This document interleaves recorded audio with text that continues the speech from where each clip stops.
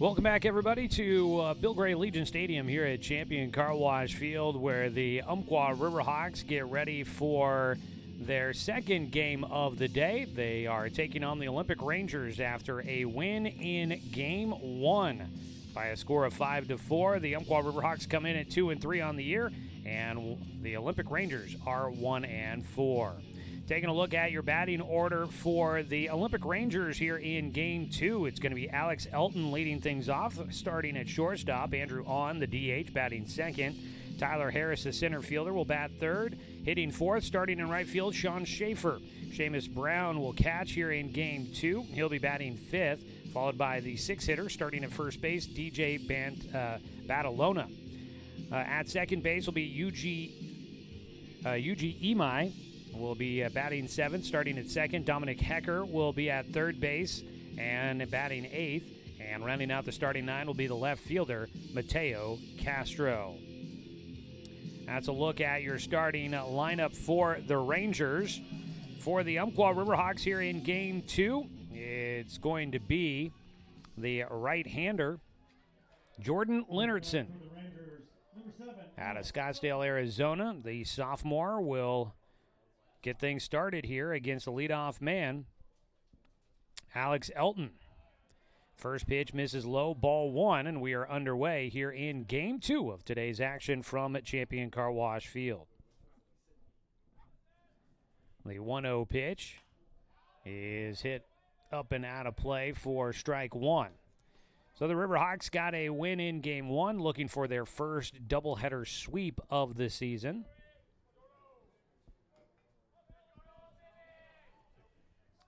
The 1-1 pitch, fouled off, knocking the catcher's mask off, back behind home. Taking a quick look around the diamond defensively, it is Robbins back behind the dish. Out at first base, Zane Bidwell. At second base is a new man here for Game 2. That is going to be Trevor Ratliff as the ball gets by. 2-2 count.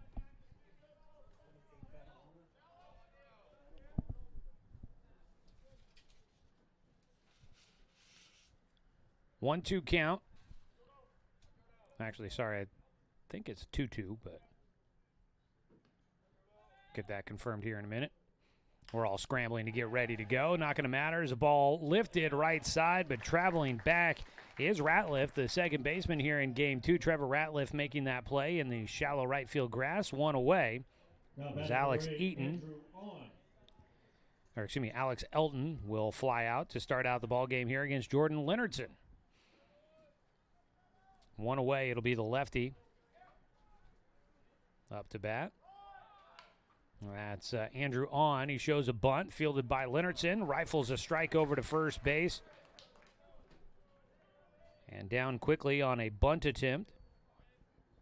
Andrew Ahn sees just one pitch. Two down, and it'll bring up the three-hitter Tyler Harris.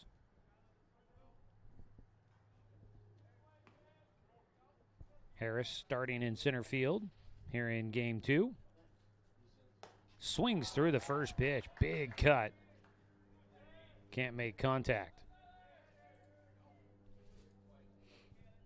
Waiting on deck will be Sean Schaefer at the first baseman for the Rangers. Another pitch in for a strike. 0-2 count.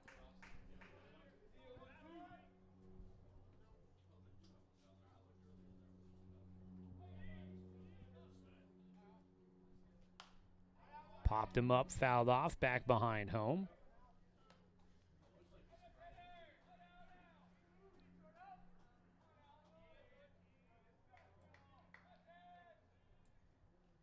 Leonardson will miss low and inside. Gets a 1-2 count here against Harris with nobody on, two away.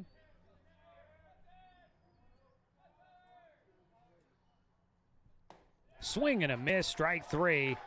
And a nice 1-2-3 inning to set the tone here in the first for the Riverhawks. Harris goes down with the strikeout. And that is a no runs, no hits, no errors, nobody left on base. Top of the first inning for Jordan Leonardson and the Umpqua Riverhawks. We will try to get our stuff all put together here for the bottom of the first, so stay tuned. We'll be right back with your lineup for the Riverhawks here on Riverhawk TV.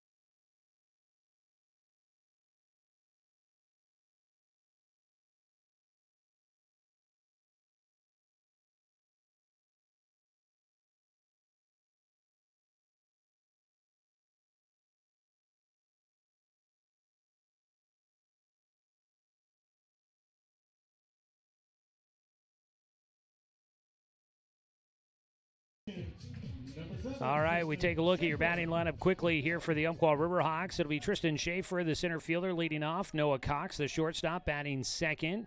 Cole Stoddard, the DH, will bat third as the first pitch is swung on and missed by Schaefer. Jeremiah Robbins, the catcher, hitting cleanup, followed by Rylan Heckman in left field, batting fifth. Daniel Withers at third, hitting sixth. Zane Bidwell, the first baseman, will bat seventh. The left fielder, Aiden O'Malley, hitting eighth, and the second baseman, Trevor Ratliff, will round out the starting nine. 1-1 count here for Schaefer, leading things off.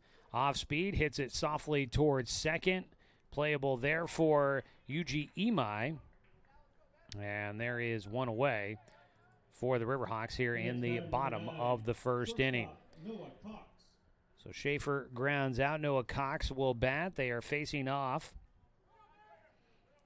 against Nico Crowley. Didn't see him in game one. He was a big name through the series against Shoreline last week. He gets a swing and a miss. It seems like he hits as well as pitches. Nico Crowley, right-hander out there. The 0-1 pitch, squaring to bunt, fouling it off, is the two-hitter Noah Cox here.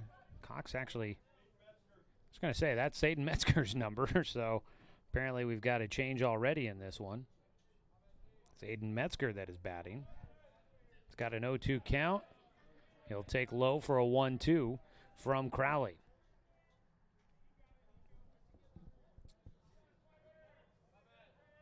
So it's Aiden Metzger at the plate, not Noah Cox, as we had originally told you. Number 6, Aiden Metzger.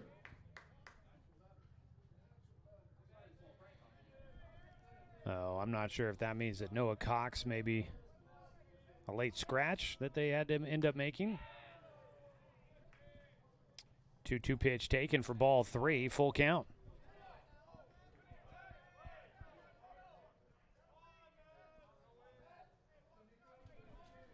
Three-two delivery here for Crowley. The right-hander will miss low and outside, issues ball four. Tight strike zone there for him. Can't get the outside corner call he was hoping for against Aiden Metzger. The next batter, number 27, Cole Stoddard.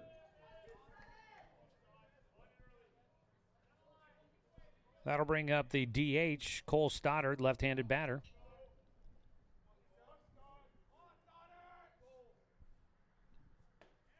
Takes the first pitch from the right-handed thrower on the outside corner, an 0-1 count. One away, one on.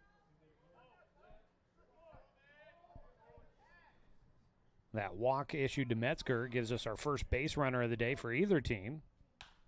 That ball down the left field line. That's going to be trouble. Down the line, fair for Stoddard. Drops in. Up to second base will go Metzger. Able to get there and cover quickly. The left fielder for Olympic chasing that one down. Number 8, catcher Jeremiah Robbins. Out there in left field, that is Mateo Castro.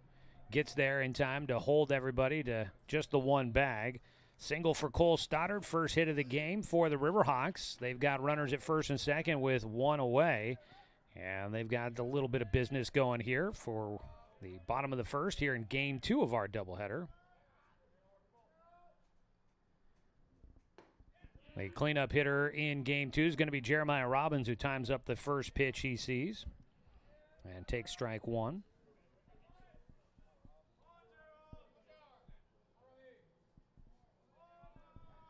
On the mound, Crowley looking for something he can let his infield try and turn 2 with. He works a strike on the outside corner to Robbins.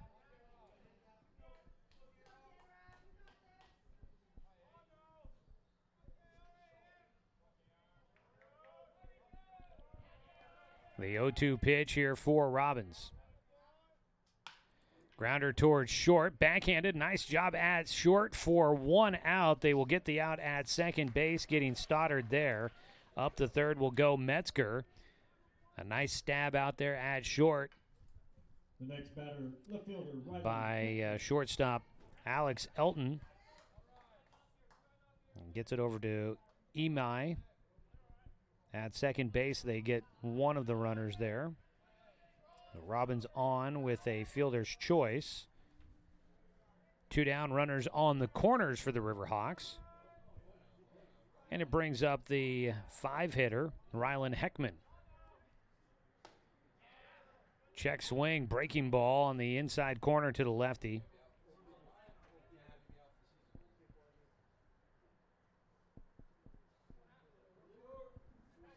Heckman starting in left field here in game 2, was the starter in right field in game 1. Sits on a breaking ball, fights it off, but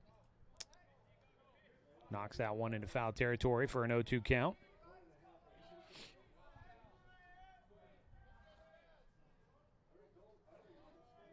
No balls, 2 strikes against Rylan Heckman. He's got Aiden Metzger at third and Jeremiah Robbins at first, with 2 down here in the bottom of the first. Scoreless so far between the Rangers and Riverhawks. High and away. Robbins does not look to try and do anything too much there at first base.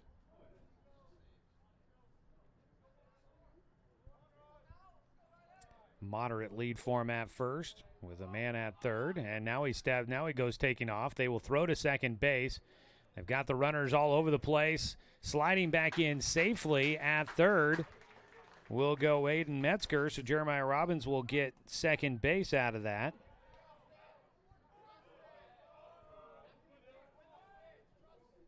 And now the Riverhawks have 2 runners in scoring position. And Rylan Heckman at the plate, looking to try and see if he can drive at least one of these runners in. He takes high and away, 2-2 count.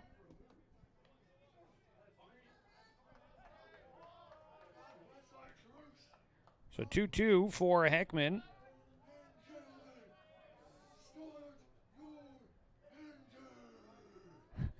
Guy's getting excited here in the booth. 2-2 with 2 down, bottom of the first. Heckman takes in the dirt.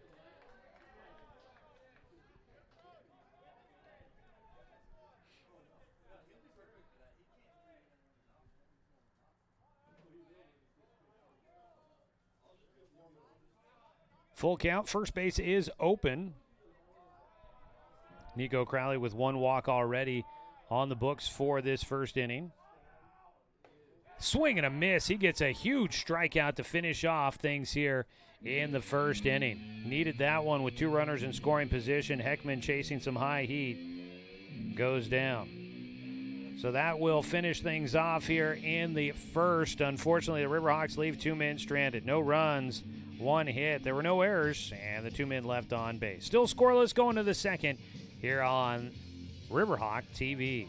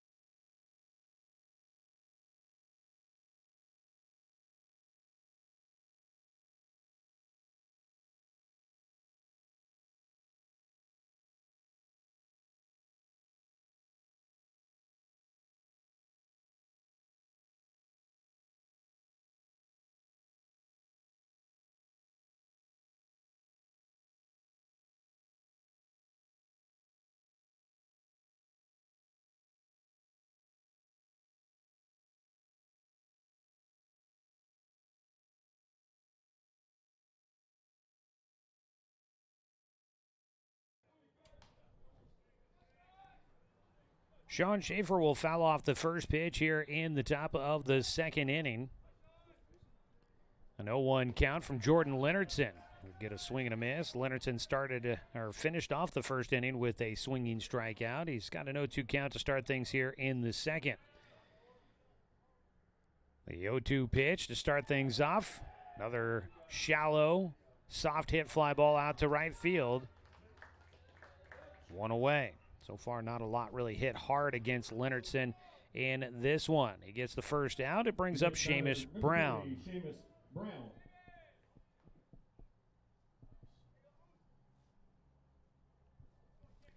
Seamus Brown, the lefty, catching here in game 2 after DHing in game 1. Gets one on the ground. Pretty well struck, but right to the second baseman. In front of it for the Riverhawks will be Ratliff, 2 down.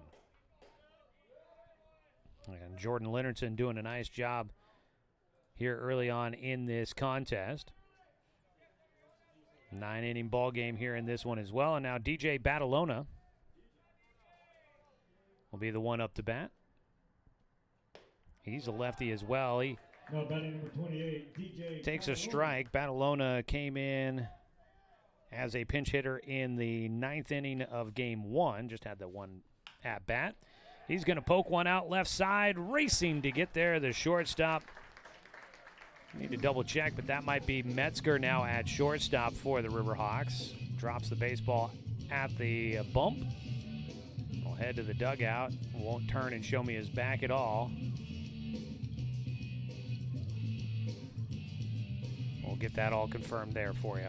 All right, that is a quick 1-2-3 top of the second inning. Defense coming up nicely for Leonardson. He's retired the first 6 straight. No runs, no hits, no errors. Nobody left on base. And we will go to the bottom of the second with the Riverhawks and the Rangers squared up with zeros on the board.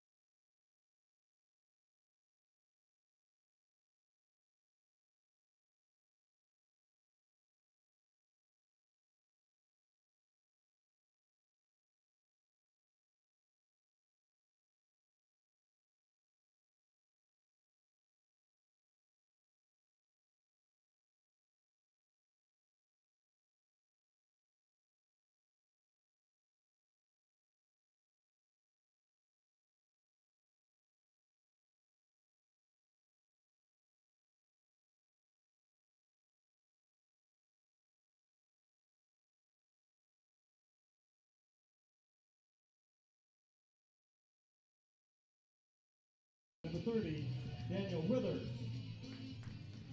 Go to the bottom of the second. Scoreless ball game between the Riverhawks and the Rangers. It'll be Withers, Bidwell, and Ratliff due up for us here. as they face Nico Crowley, who got a strikeout to finish things off in the first. Gets a high hopper off the turf, and Withers will get on safely. Daniel Withers with the Baltimore chop getting on to first base. Base knock for the Riverhawks there. Daniel Withers, that one hard into the turf, and this turf can be so springy that, man, it can really get a big hop when you spike one into the turf just like that. And that made it a tough play for everybody. Yuji Imai, the second baseman, came charging in, but he had to make that play perfect, and it wasn't going to happen. Sack bunt laid down by Zane Bidwell will move Withers into second and up into scoring position with one away now. Bidwell asked to do a job, and he comes up with it. Next batter, number 20, Trevor Ratliff. So Daniel Withers, the local product, into second base with one out. And now it brings up Trevor Ratliff, the second baseman. Check swing held off, and the pitch off the outside edge of the plate.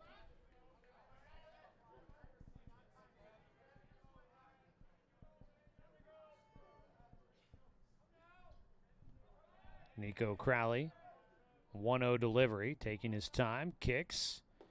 This time will catch the outside corner.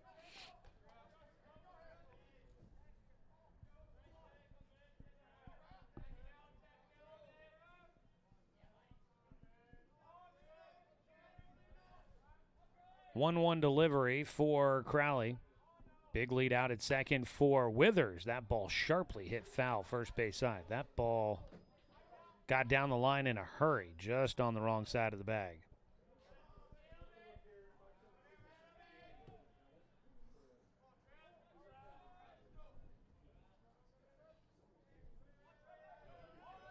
One-two count with a man at second and one away, and another big punch out for Crowley. His second in the game. Two away. Number 2, Carson Dunn. It'll be the 9-hitter Carson Dunn.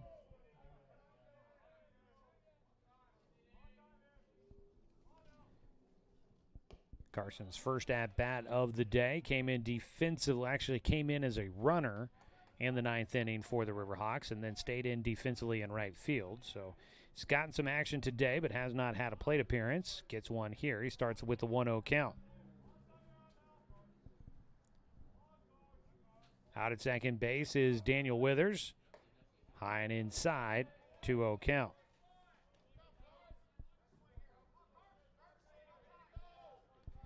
Despite a bit of an age difference, this is the third year with the Riverhawks for Dunn and first year for Withers. I do believe the two played as teammates during summer ball with the Roseburg Dr. Stewarts over the summers.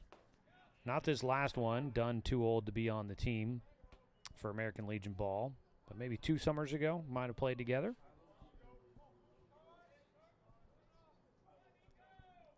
Daniel Withers out at second base after his leadoff infield single here to start the second inning. But there's 2 down. 2-1 pitch for Carson Dunn. Takes outside. Throw down to second base. Well offline. Brown back behind the plate. Hucking that one down that direction from his knees. 3-1 count for Carson Dunn with a man in scoring position, trying to send it back to the top of the order here.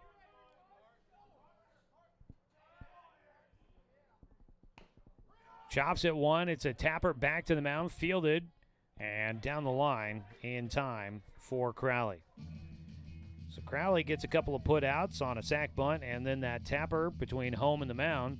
And the Riverhawks once again will leave a man out on base in scoring position. No runs, 1 hit, no errors, the 1 man left on. We are through 2 innings of play. It is scoreless between the Riverhawks and the Rangers. Back here on Riverhawk TV for the top of the third in a moment.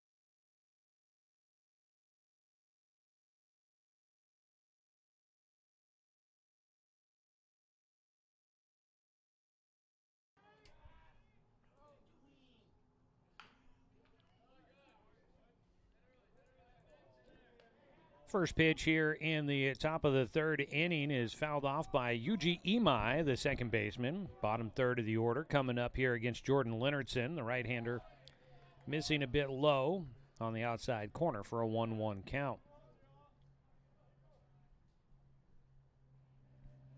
1-1 delivery, fouled away by Imai.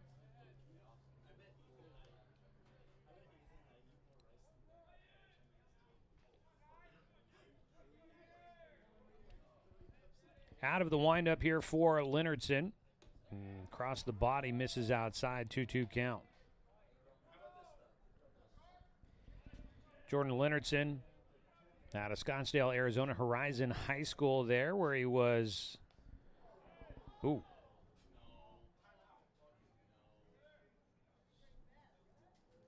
hit batter there. Imai going to earn the trip down to first base the hard way. First base runner of the afternoon for the Rangers here in game 2. So man on at first base for the Rangers with nobody out. It'll bring up the 8-hitter Dominic Hecker.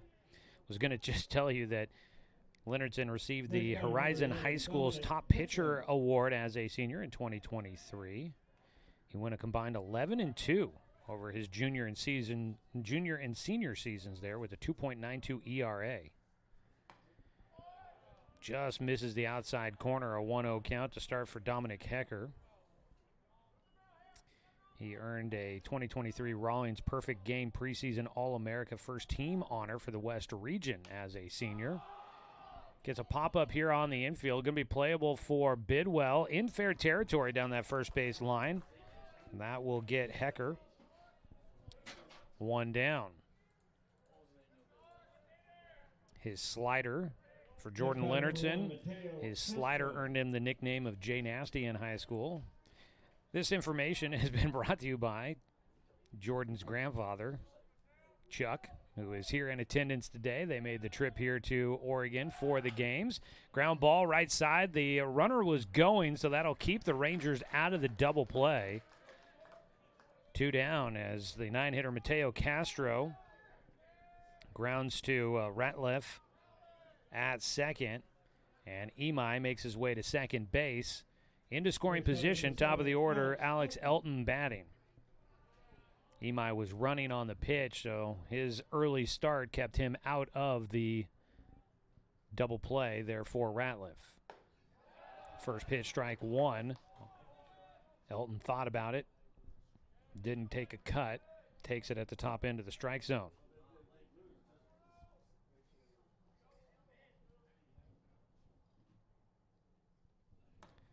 The 0-1 pitch taken for strike 2. And Leonardson, who got Elton to pop up to second base in the first inning to start out the ball game. Leonardson needs just one more strike to get through things here in the third after beaning the leadoff hitter Yuji Imai, who's out at second base. The 0-2. Foul tip into the glove, strike 3, that'll do it. And the top of the third goes down pretty quietly for the Rangers.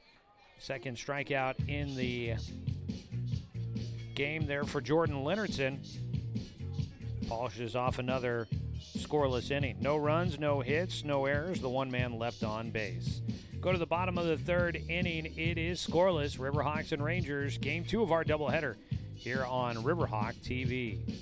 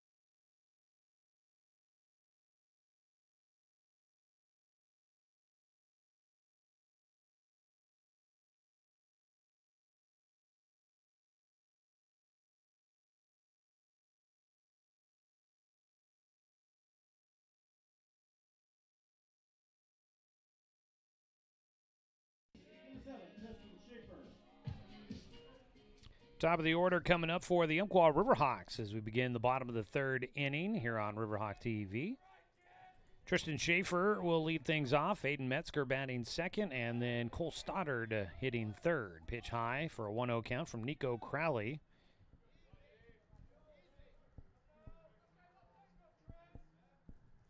The 1-0 pitch. That one lifted out of play down the right field side. Schaefer grounding out to second his first time up, looking for a way on base. The 1-1 off the hands, fouled away. And a 1-2 count now for the leadoff man. Top of the order, there's a 2-3-4 hitters all getting on base in the first inning, but none of them able to come around to score. The 1-2 delivery, fouled back. Nice job by Schaefer to protect the plate.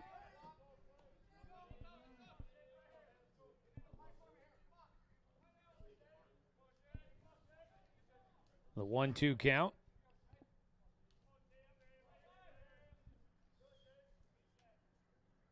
Breaking ball, line drive, snagged out of the air by Elton at shortstop. Ranging up the middle to get to that ball. He gets there in time to retire Schaefer. Aiden Metzger will bat. Again, it was Noah Cox in this spot on the lineup card that we got from the dugout, but they made a change, it seems, as the game got underway. So it is Aiden Metzger batting here. In his first inning at bat, he drew a walk, fouls off the first pitch here to start things in the third with one out and nobody on.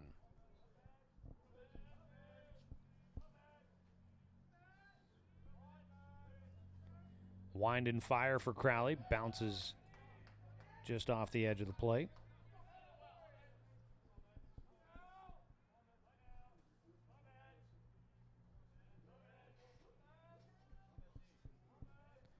The 1-1 pitch. Got out in front on the front foot on a breaking ball, and it's going to work out. Lands in no man land out in shallow left center. And Aiden Metzger, a seeing eye single, gets himself on base for a second time. Third hit in the game for the Riverhawks. Has not resulted in a run as of yet, though. Cole Stoddard will bat.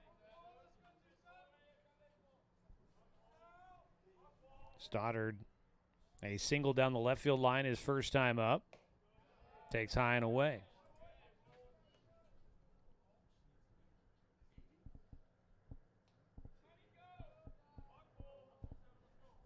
First time at the plate, Stoddard got on but was forced out at second base on a fielder's choice on a ball hit by Jeremiah Robbins. Pickoff throw to first almost takes Badalona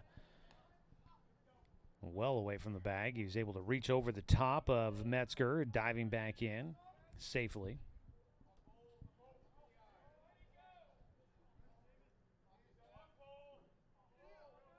One 1-0 delivery here to Stoddard. He takes a strike. Stoddard was 0 for 4 in game one, so he had his first hit of the day in that first at-bat. He's got a 1-1 count.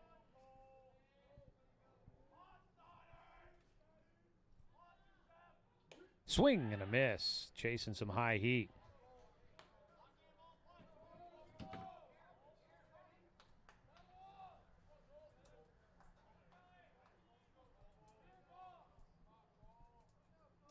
A ball and 2 strikes.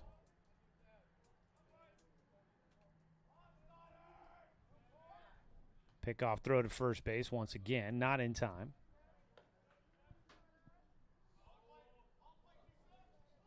Jeremiah Robbins waits on deck. He reached on that fielder's choice in the first inning, was stranded at second.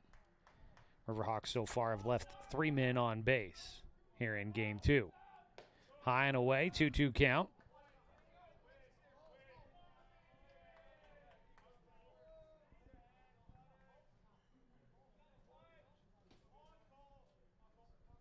Umpqua women's basketball going on right now out in Winchester on their home floor. 2-2 pitch, fouled away. The baseball stadium here, not on campus at Umpqua Community College, but the basketball arena they play out there at. The women's team is in action, and right now the Umpqua women leading 41-27 in the third quarter with 8:47 to go. The Umpqua women have been rocking and rolling this season. There's a swing and a miss on the 2-2 count. Down on strikes goes Stoddard. That is the third strikeout in the game for Nico Crowley. The next batter, number 8. 2 away. Big strikeout there will ease a little bit of pressure for the defense, although the runner's only at first base, so it's not like they were up against it just yet. The Riverhawks will try to change that as Jeremiah Robbins stands in. He takes outside, and the ball goes all the way to the backstop. Up to second base easily will go Metzger. Wild pitch, moving the runner up 90 feet. 1-0 count for Robbins, who's been swinging a good bat to start the season. And now Robbins, an RBI opportunity with a man out at second. Had a double in game 1 on a ball that was almost caught over the shoulder in deep left field, but he got it out there, made it a tough play, hit off the glove, and rattled around out in left field. He ended up with a double out of that one. He takes for ball 2.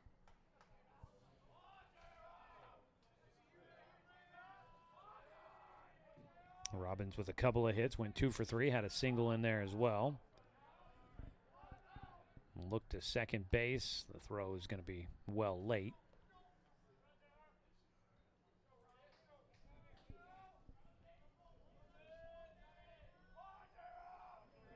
Two balls, no strikes. Jeremiah Robbins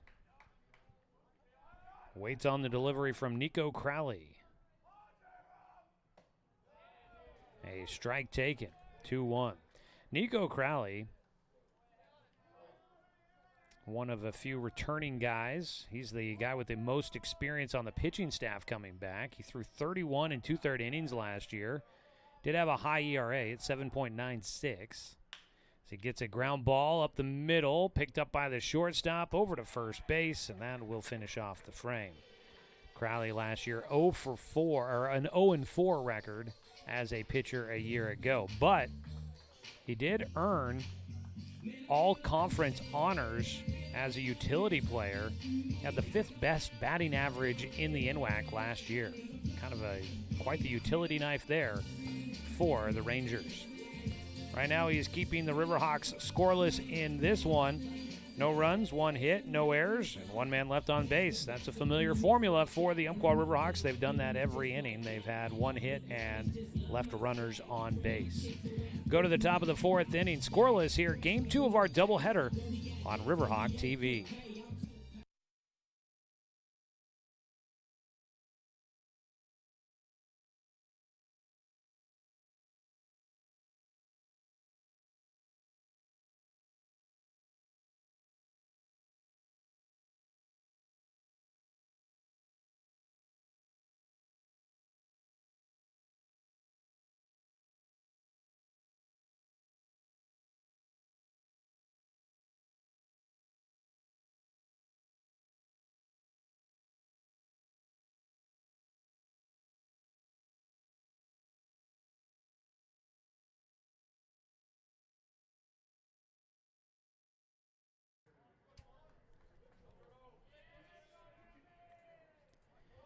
Jordan Leonardson will now face the 2-3-4 hitters. Andrew On, left-handed batter, will lead things off.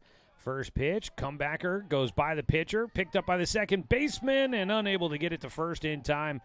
Ratliff will hold on to it, and there's the first hit of the ball game for the Rangers. Just a little slow roller past the mound for a base hit. Tyler Harris. Second time through the order here for the Rangers. They finally are able to get one against Jordan Leonardson. Man on at first, nobody out. Tyler Harris will bat. So far, Leonardson has faced 1 over the minimum.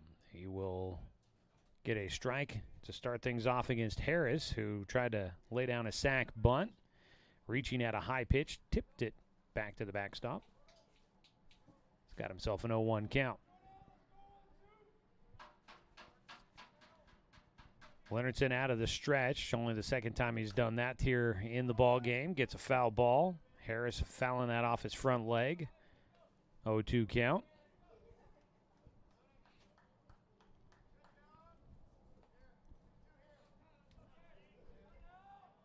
Man at first. Nobody out. Runner was going. They get the out at first base as Bidwell steps on the bag, and that just continues to happen for the Rangers, and I'm sure it's somewhat by design. As Bidwell gets the first out, up to second base goes Andrew on. But they seem to be running at all of the right times when a ball's put in play. It keeps them out of that double play. And on gets into scoring position. That was a tailor-made double play opportunity, but because the runner got the early jump, they don't get it. Here's a ground ball to short. Picked up, throw over to first base. They get the second out. But now a runner 90 feet from home. And I get you're looking to try and get those outs. But, boy, now you're in not necessarily so much of a pinch, but you definitely got to make sure you're on your P's and Q's here with Seamus Brown up to the plate. Brown will try to see if he can drive in the go-ahead run. It has been not a lot of offense here early on for the Rangers, but they've got a chance to try and take the lead. First pitch misses, ball one. Brown got a big bat. He stands in. He grounded out to second his first time up. He'll pop one foul, third base side, out of play.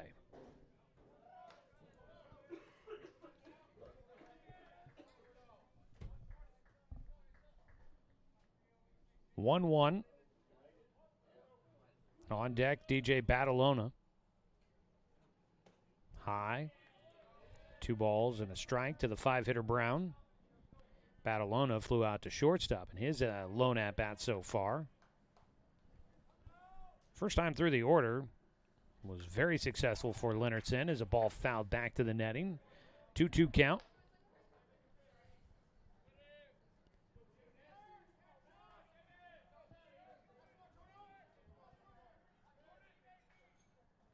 Two balls, 2 strikes with 2 down and a man at third for the Olympic Rangers here in the top of the 4th.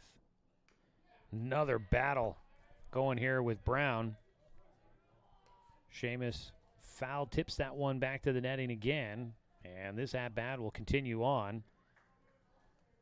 Seamus has fouled off a few here and is, well, I would say probably up to about like his, maybe this is pitch number 7 in this at-bat. 2-2 delivery. Got him to pop up another one, up and out of play. Yeah, that one gets out. Another update from the women's game out at UCC. 56-33, the Umpqua women leading Portland with 4:29 to go in the third. The 2-2 pitch. Swing and a miss, and Leonardson with a big strikeout to finish off things here in the top of the 4th. Leaves a man stranded at third, and the Riverhawks will keep this game scoreless as Jordan Leonardson, his 3rd strikeout of the day. No runs, 1 hit. There were no errors. 1 man left on base. Well, the no-hitter's gone, but the shutout continues for Jordan Leonardson. And the Riverhawks will look to see if they can finally break through, as they've been close but have not been able to do so. Back with more here on Riverhawk TV.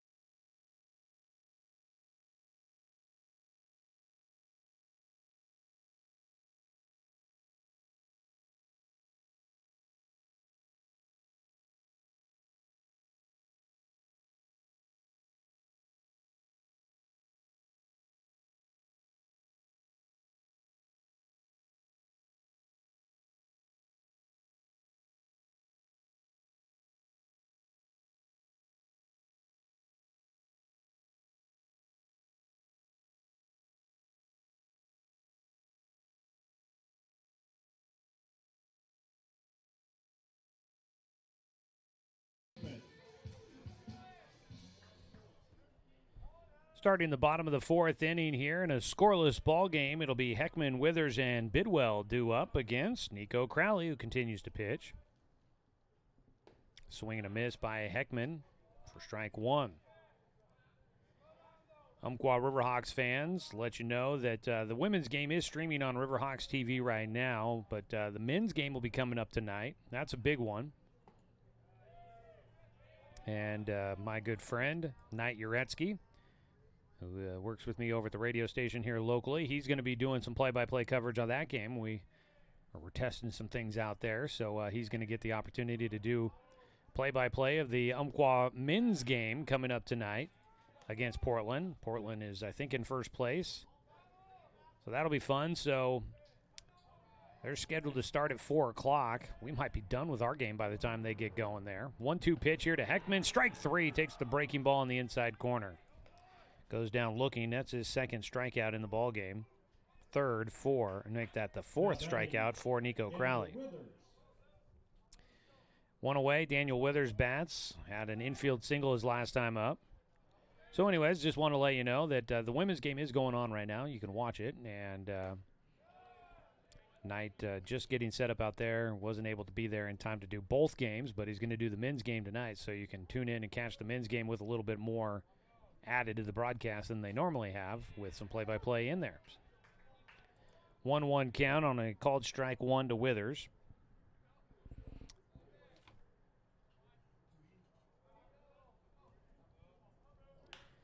Withers will hit one towards short. This much easier played than the chopper that he had the first time up. And the shortstop, Elton, no problem fielding and throwing across to get Withers for the second out. Zane Bidwell had a sac bunt his first time up. Will step in with nobody on base this time around. Nobody on. Bottom of the fourth, 2 down. High and tight, buzzing the tower on the first one. Checking your NWAC scoreboard here. Some final scores from games earlier today. Spokane up in Eugene taking on the Lane Titans. Spokane gets a 4-0 win against Lane. Strike on the outside corner for Bidwell. 1-1 count.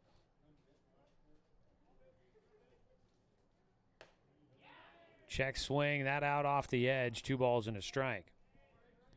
Chemeketa gets a 13-0 win over Walla Walla today in Kaiser.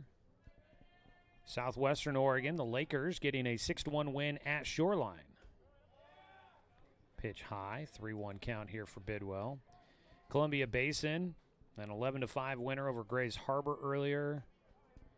Lynn Benton gets a 2-0 win over Mount Hood in a 9-inning game. Pitch in the air, right side, may end up being playable. Yep, right at the line. It is Sean Schaefer there to make the catch in right field. And it's a quiet 1-2-3 inning for the Umpqua Riverhawks. No runs, no hits, no errors, nobody left on. First inning that they do not get a hit. We go to the 5th inning. This is a scoreless ball game still here on Riverhawk TV.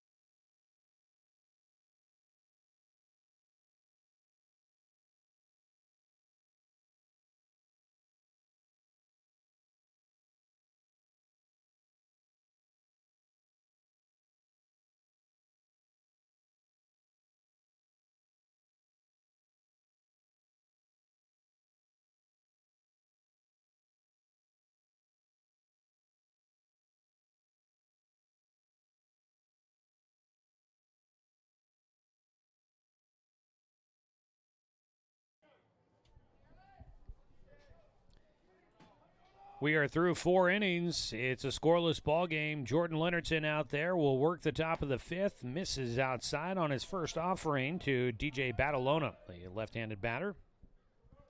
Starting at first base here in Game 2. The 1-0 delivery. Chops it foul, third base side. So I was looking at the standings for the men's basketball. Umpqua right now at 9-5, Portland at 10-4. So a win for the Riverhawks today against Portland could knock the Panthers out of first place. They've already clinched their playoff berth, but the Panthers have, as a strike taken for Badalona. But the Umpqua Riverhawks could knock them out of first place with a win here today. The 1-2 pitch, swung on and missed. Nice breaking ball there from Leonardson. Jay Nasty gets a strikeout to start things off here in the fifth inning, his fourth of the day. Now batting number 9, Uji Imai. Uji Imai swinging at the first pitch. Skies one to left field. Calling everybody off will be the center fielder, Schaefer. 2 down. Dominic Hecker is up to bat with 2 away and nobody on base.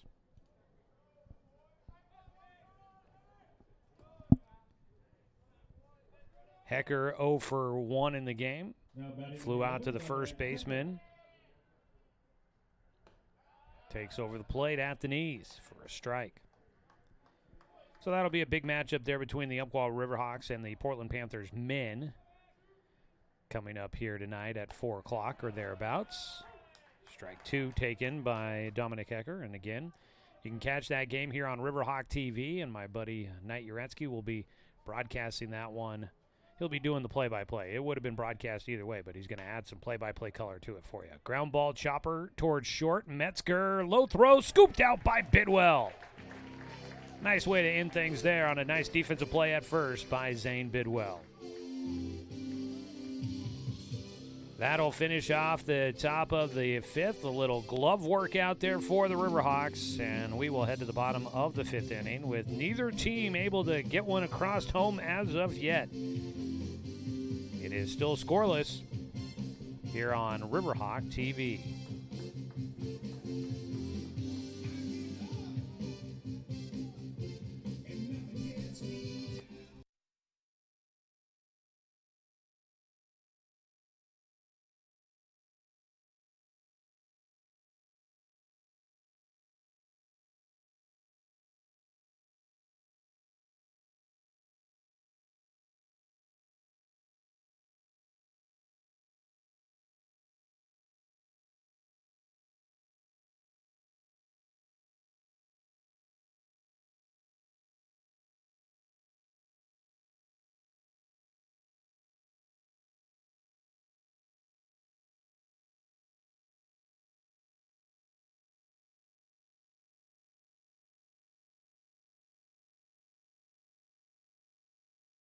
Batting for the Riverhawks to lead off the bottom of the fifth inning. Well, we go to the bottom of the fifth inning here on Riverhawk TV. Joey Keyran here with you.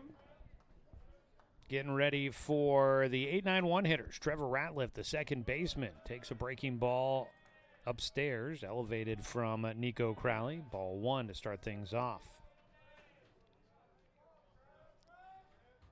1-0 delivery, in for a strike. Nico Crowley mentioned he's the guy that is coming back with the most innings thrown of any pitcher for this Olympic team from last year. Did have the 0-4 record, so looking to improve probably on the mound a little bit. Didn't play at all in game 1 of our doubleheader, despite being an all-league or all-conference selection, first-team all-conference selection last year after playing in all 42 games. Was used a little bit more, I think, liberally last year. As the ball popped up on the infield, it'll go to the shortstop. Alex Elton makes the squeeze, retiring Trevor Ratliff. One away. Carson Dunn will bat.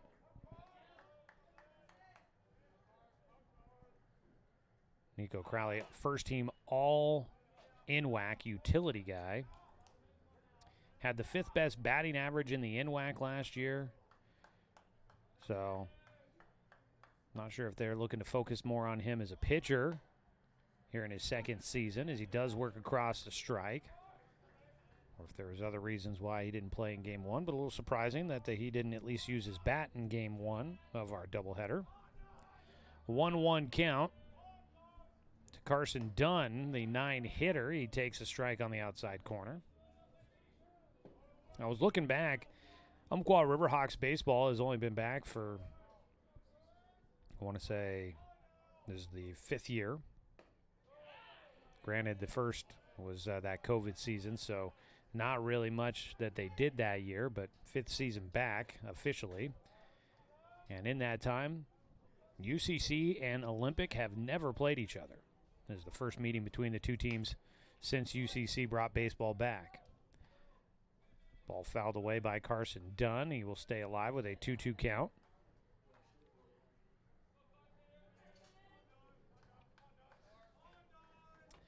The 3 coaches on staff have all been a part of this program since it returned. Coach Whistler. There's a ball hit up the middle. Carson Dunn right back up the middle on a 2-strike pitch. He'll have a base knock. 4th in the game for the Riverhawks, his first here today. He gets on with a 1-out single out of the 9 position, top of the order coming up. Schaefer 0 for 2, lined out to short his last time. I was going to tell you earlier, Jake Whistler in the dugout last weekend, the opening weekend of the season for the Riverhawks, as the ball fouled away by Schaefer. Coach Whistler was coaching third, and you had Coach Mike Friend at first. They've switched it up. They've moved Coach Josh Robbins to third base as the coach out there, and Coach Whistler hanging in the dugout.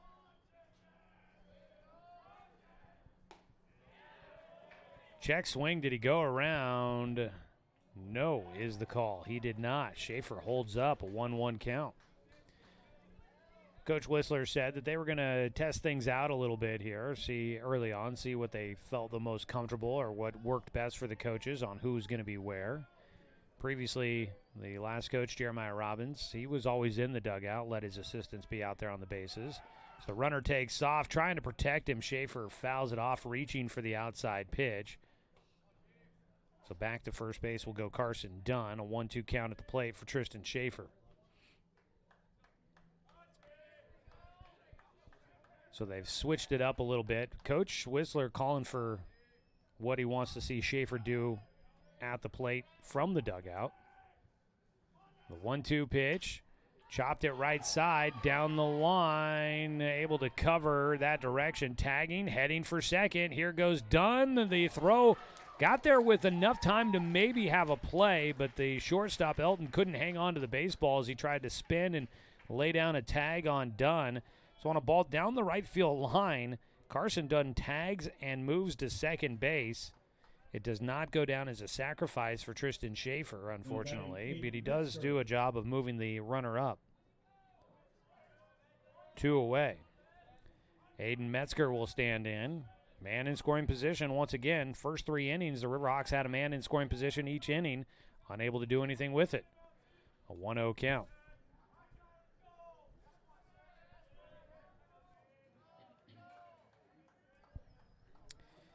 Metzger has been on base twice, a walk and a single. If he could drop in a base hit here, good chance of scoring Carson Dunn from second. Strike taken. Riverhawks will host the Olympic Rangers for 2 games coming up tomorrow. We're keeping our fingers crossed on everything there. It's supposed to be a wet one. Game 1 scheduled to start at 11. Ball fouled off, back to the netting behind home.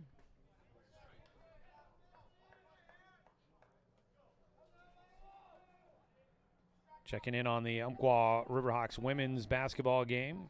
78-49 with 5:11 to go in the fourth quarter.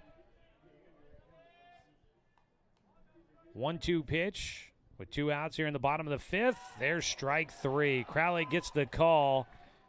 Froze Aiden Metzger at the plate. He goes down looking.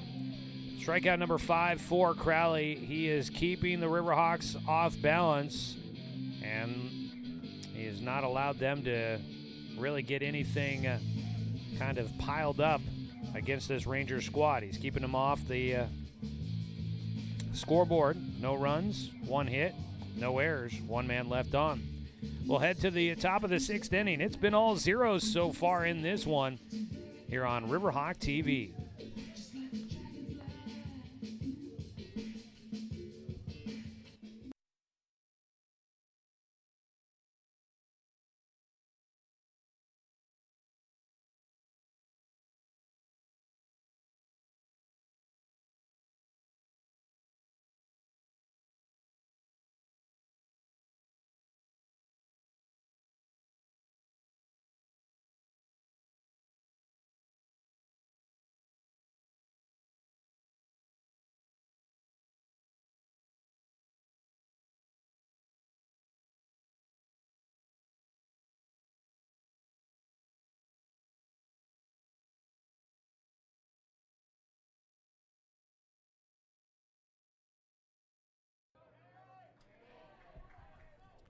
The Olympic Rangers will lead off the top of the 6th inning with the 9-1-2 hitters. First pitch swinging, a ball belted out towards deep right center.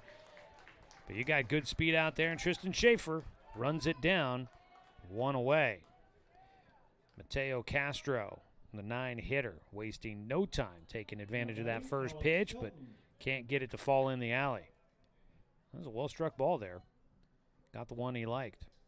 Top of the order, Alex Elton will bat. Elton is 0 for 2, struck out last time against Jordan Leonardson, who continues to work into his 6th inning. Misses inside, sliding the heels back, up on the tiptoes, out of the way, Elton there.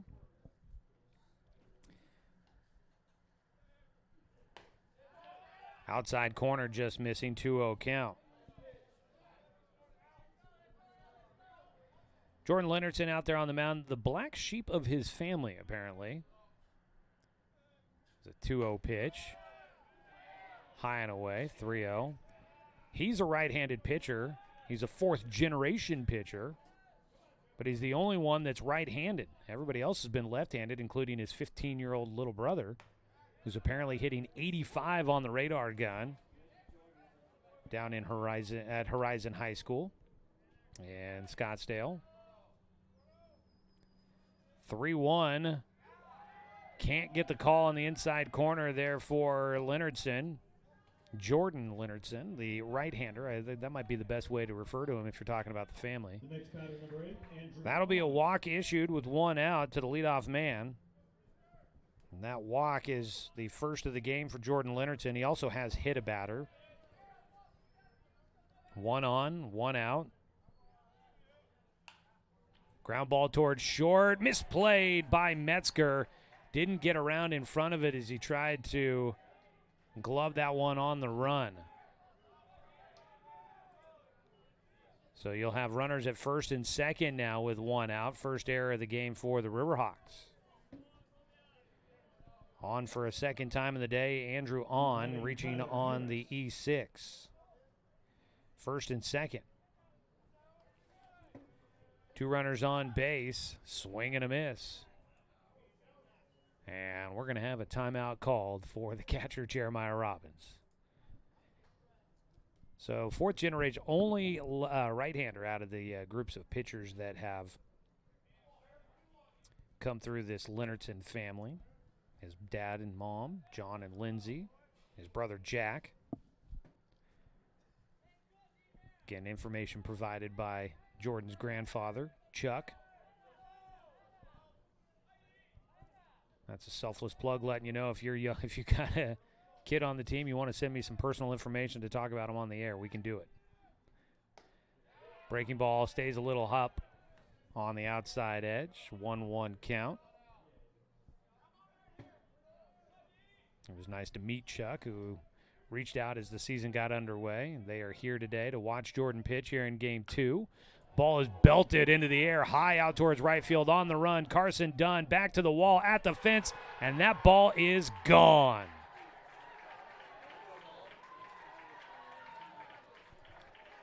The lefty, Tyler Harris, sends one over the right field fence.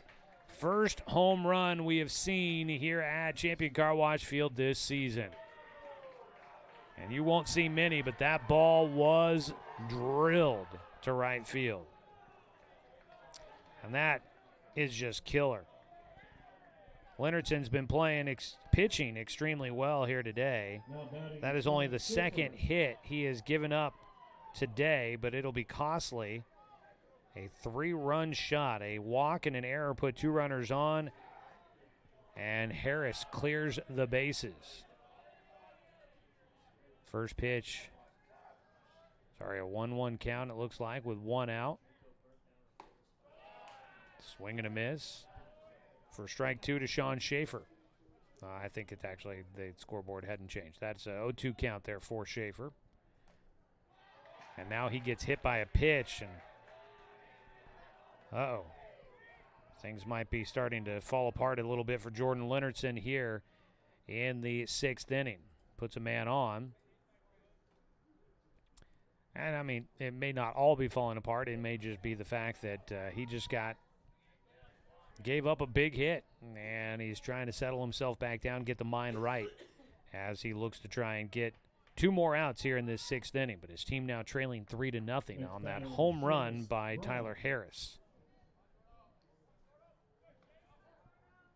Carson Dunn out there was watching him. He just kept running and running and running, and that ball carrying all the way. Runner breaks late for second and in safely. Sean Schaefer will get the dugout fired up as he takes second base. Schaefer, the right fielder, moves into scoring position. It's a 1-0 count at the plate for Seamus Brown.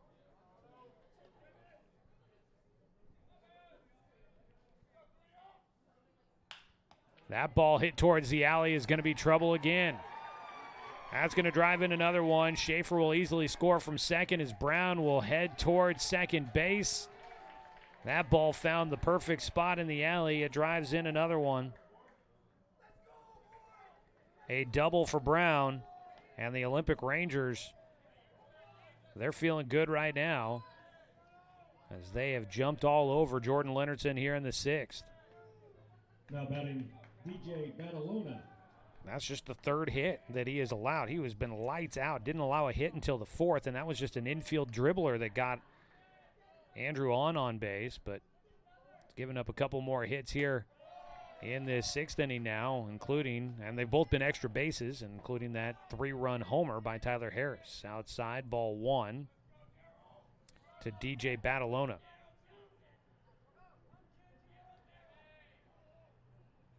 Inside, 2-0 count. There is activity in the bullpen for the Riverhawks now.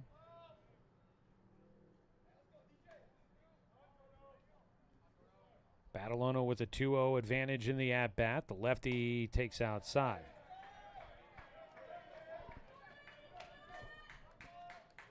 Looks like the Umpqua women's basketball team has wrapped up their victory here today, winning by 31, 88-57 the final score in that one. Strike down the middle on a 3-0 pitch for Leonardson. The Umpqua women just so good. They improved to 26-1 on the year, 14-1 in league play.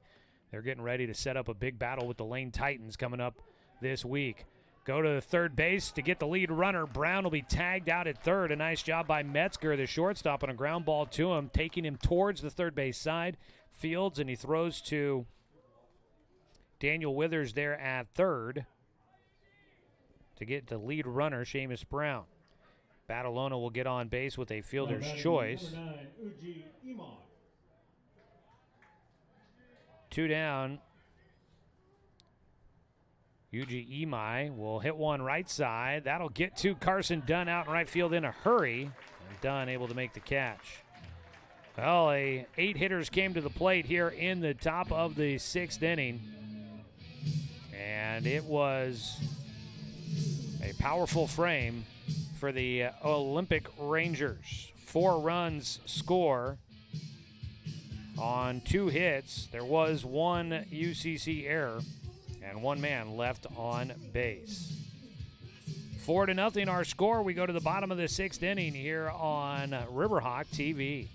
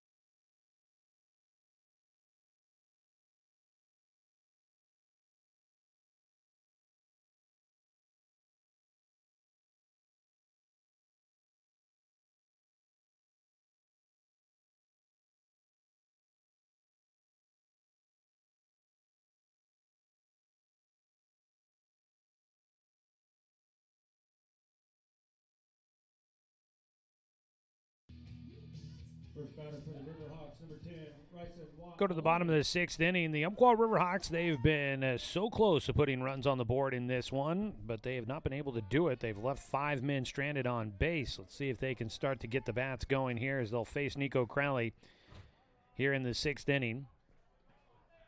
The Rangers able to break through against Jordan Leonardson here in the sixth. See if the Riverhawks can return the favor against the starter for Olympic. Nico misses high and inside. Ducking out of the way is Cole Stoddard.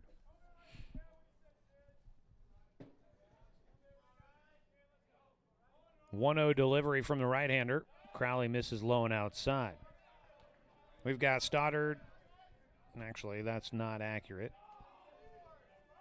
Stoddard's a lefty. We've got a righty at the plate here. This is Ryson Wa'alani that is batting in place of the DH Cole Stoddard.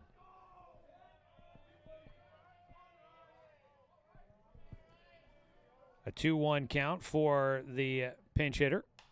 Wa'alani pops one high in the air left side. Elton, the shortstop, drifting into the outfield grass, is there to make the catch. 1 down.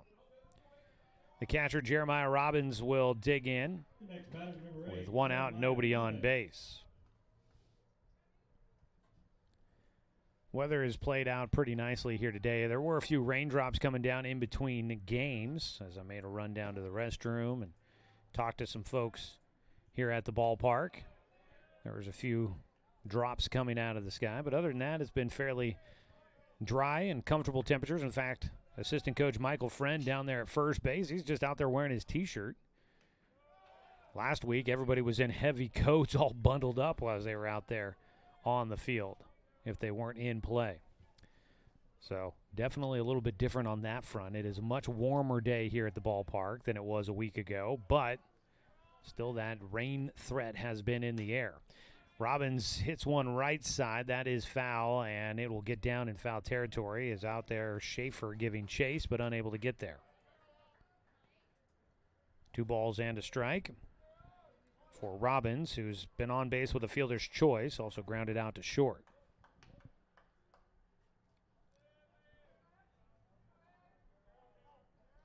2-1 delivery for Crowley. That ball in the air out towards left field. That's going to go a long ways. It's going to get down, roll to the wall, and Jeremiah Robbins will have another extra base hit. The left fielder fell down as he got to the wall, but got it back in quick enough to hold Robbins to just a double. I shouldn't say just a double. Hold him to a double. Thought with the the left fielder falling down, maybe a chance to get something extra out of it. Robbins holds at second as Riverhawks need quite a few runs here. Don't want to commit outs on the bases. It is a 1-out double. Jeremiah Robbins, boy, he is starting out his college career on the right foot for sure. Makes his way to second base into scoring position. Second double of the day for him. He had one in the first game as well.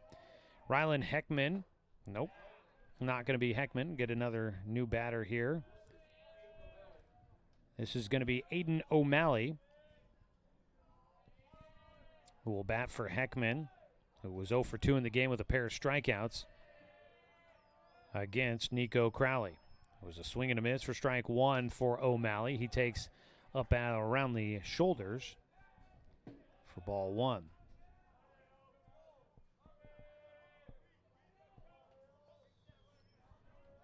So a couple of new bats coming in here, third time through the lineup for the Riverhawks. Crowley, 1-1 pitch, swung on and missed. O'Malley in game 1 today, he was the starter in left field, went 1 for 4, had a bloop single in his first at-bat for his only hit. It's got a 1-2 count here with Jeremiah Robbins out at second after a 1-out double. Swings through for strike 3. Big punch out there for Crowley. That 5 spot in the lineup is cursed here today. In this game, 3 strikeouts between Ryland Heckman and Aiden O'Malley now. That's 6 punch-outs in the game for Nico Crowley. Gets a big one there for the second out. 2 away. Daniel Withers will try to see if he can make something happen. He takes just a little high for ball 1. Withers had one that he chopped right into the turf, had a big high hop on the way to second base, and he was able to beat it out. They weren't able to make a play on it because it just took so long to get to anybody on the infield to try and do something with it. A 1-0 pitch here to Boone. He fouls it back. Daniel Boone Withers.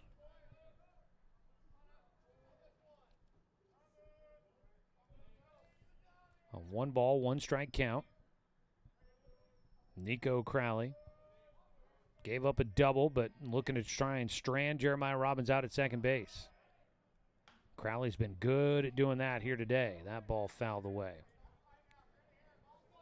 5 runners left on base for the Riverhawks so far in this one. Had runners in scoring position in the first, in the second, in the third, in the fifth, and again here in the sixth. The 1-2 pitch from Nico Crowley. Withers gets twisted up on the inside pitch, and that will finish off things here in the bottom of the sixth. Riverhawks can't do anything with a 1-out double by Jeremiah Robbins. 7 strikeouts in the game for Nico Crowley. We will head to the 7th inning in this scheduled 9-inning ball game. No runs, 1 hit, no errors, 1 man left on for the Riverhawks. We will come back here on Riverhawk TV.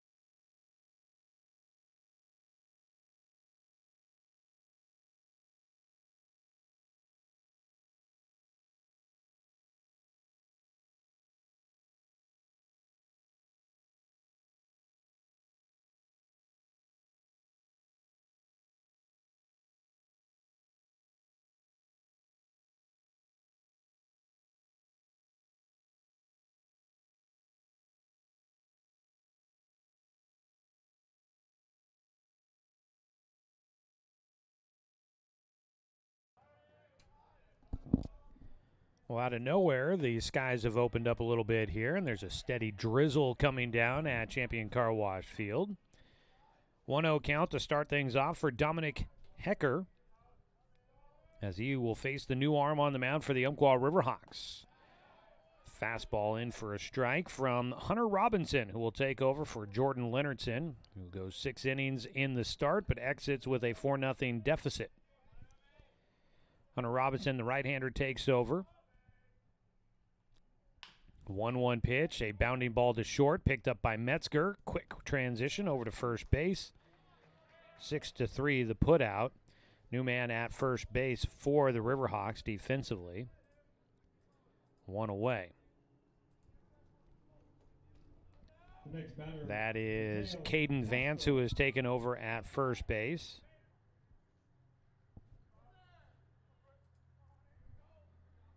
Mateo Castro bats. He's 0 for 2. Takes high. Ball 1.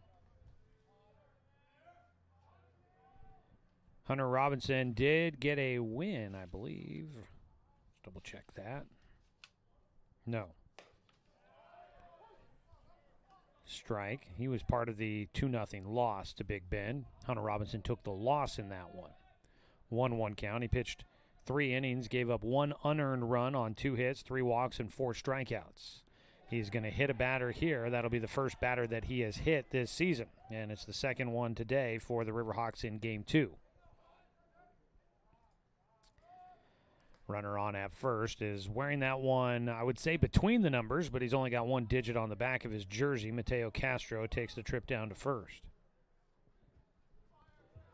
Next batter, number 7, Alex Elton. Top of the order here, it'll be Alex Elton that bats. Elton was the guy that kind of got things started in the 6th inning against Jordan Leonardson. He drew a walk, got on base.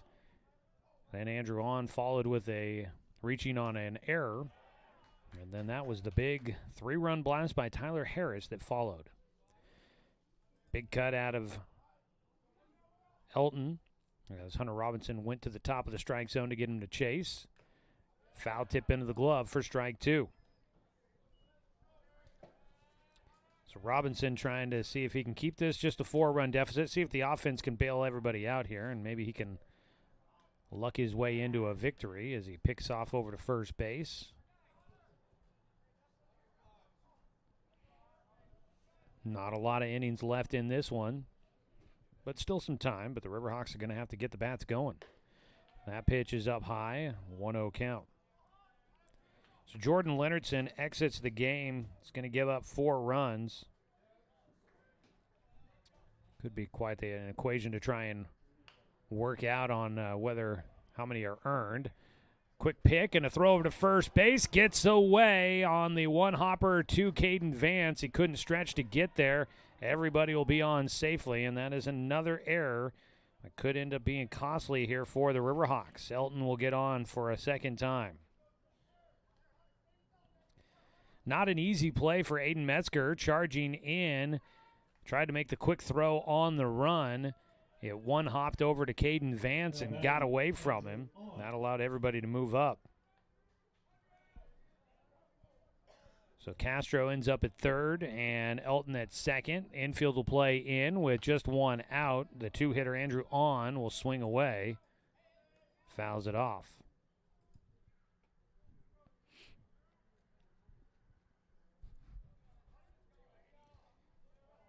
This half inning feeling a little bit familiar to the half inning the last half inning, the 6th inning there.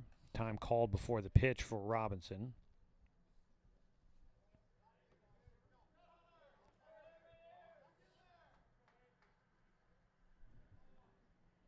The 0-1 pitch here for On. Breaking ball to the lefty, just misses the inside corner.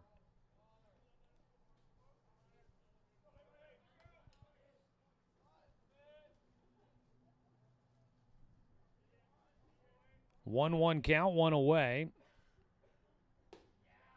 Missing low inside.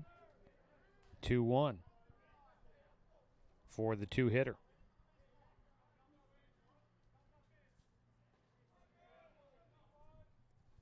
Two balls and a strike.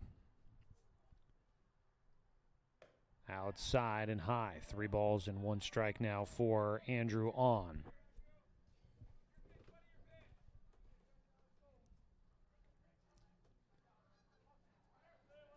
The Umpqua Riverhawks trailing 4-0.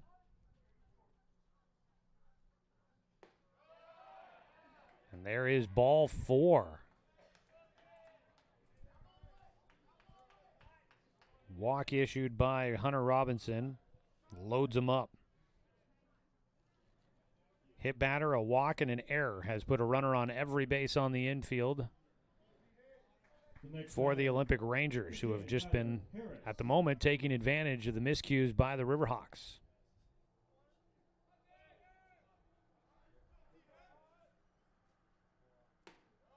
First pitch inside, ball 1 now to the 3-hitter Tyler Harris. He had the 3-run homer in the 6th inning. He comes up here in the 7th inning, batting with the bases loaded.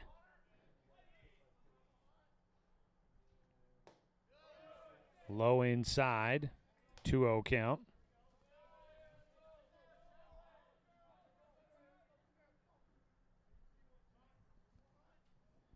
Robinson's got to start finding the strike zone.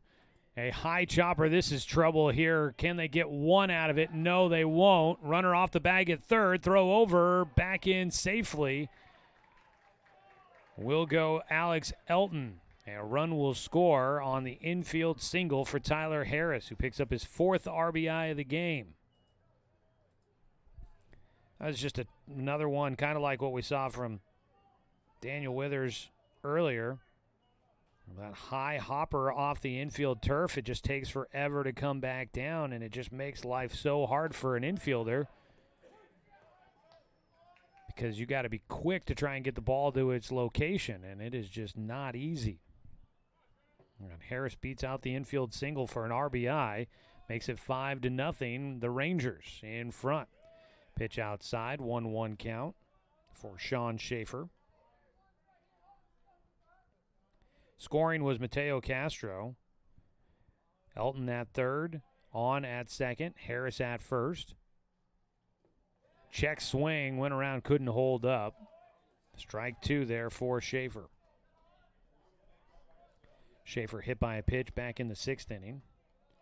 So Leonardson gave up 4 runs. I don't think they're all going to be earned. 4 runs on 3 hits. He walked 1, 4 strikeouts, 2 hit batters, as he is going to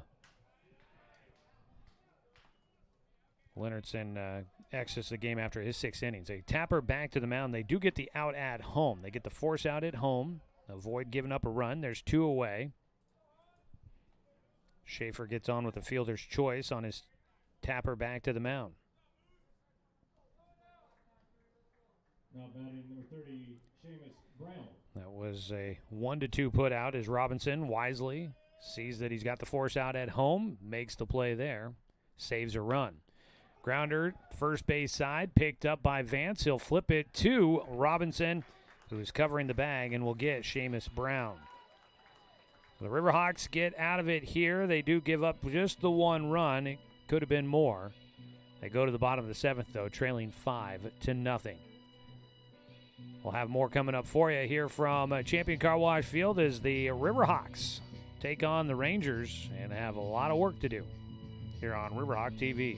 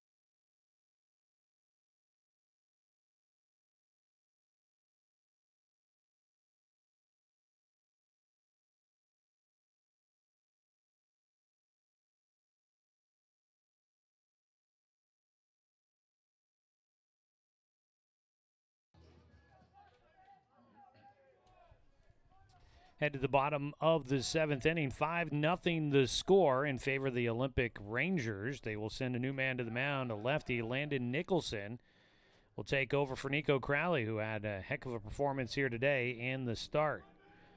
A 1-0 count as new man misses. Nicholson in slow and inside as he will face Caden Vance, who has taken over for Zane Bidwell at first defensively. He'll get his first at-bat. He's ahead 2-0. The pitch is high, 3-0 count.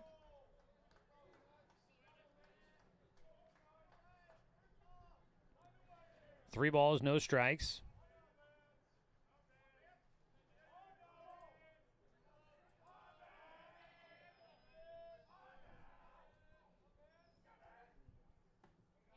Able to find the strike zone for Landon Nicholson. He's got a 3-1 count against Vance.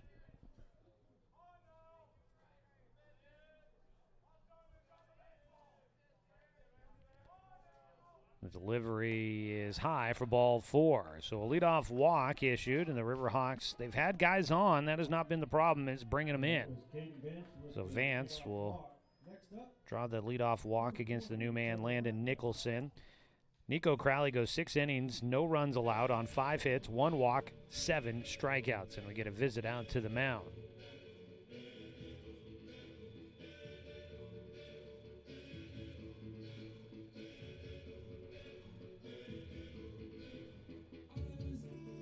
Five to nothing our score here in the bottom of the 7th.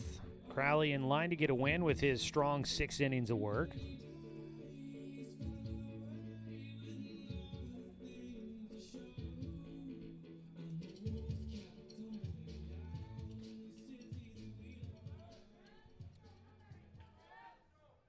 Five nothing score. It is the 8-hitter Trevor Ratliff.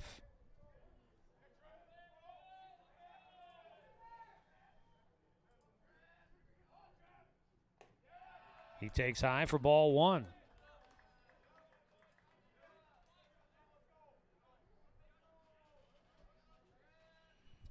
One 0 count.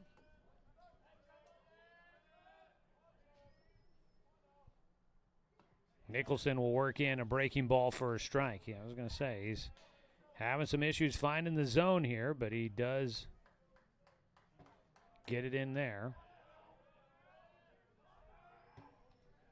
The 1-1 pitch, grounder up the middle. Could be a chance at 2. A slow bounder towards second. Throw back to first in time. Double play as Imai to Elton to Badalona for the twin killing. 2 away, the bases are cleared. They get Vance at second. Now batting number 2. And Ratliff back at first. 4-6-3 double play. Carson Dunn will bat. He takes the first pitch for a strike. Well, that'll definitely ease things up for somebody. The pitcher definitely going to feel good about that one. 1-1 count here for Dunn.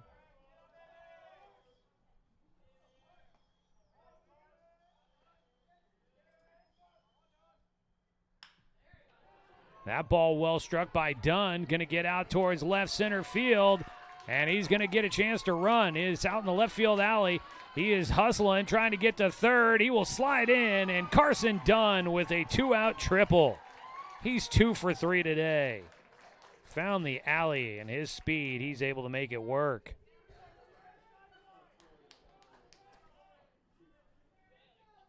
So a 7th inning triple for Carson Dunn will be the 6th hit in the game for the Riverhawks. But again, they're getting shut out in this one. With 2 down, it'll be the top of the order trying to get a rally started here.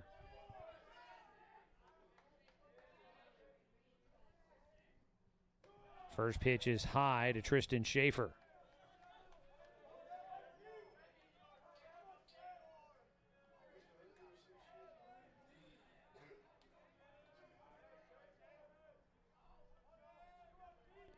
One 0 pitch from Nicholson, high and away, 2-0 count.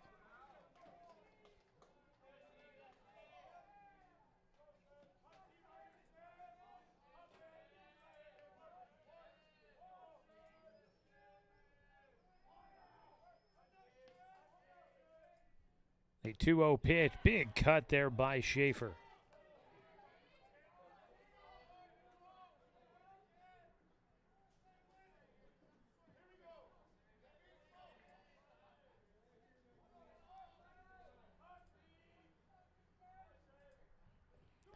Two 2-1 pitch, misses in the dirt.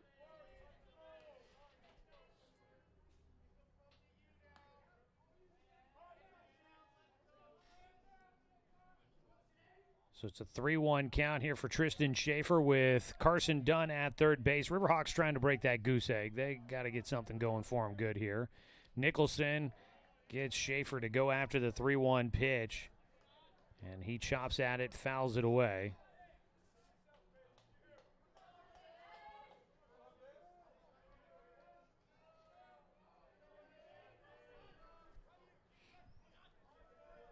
Full count with 2 down and a man at third. One hopper, gets by at short into left field. The goose egg is gone. The Riverhawks get a run on the board here in the bottom of the 7th. A hit for Tristan Schaefer. A sharp one bounce line drive into left field past the outstretched arm of Alex Elton at shortstop. He tried to backhand it. Couldn't glove it as a throw over to first base. That brought in Carson Dunn after his 2-out triple. The Riverhawks finally come through with a man in scoring position.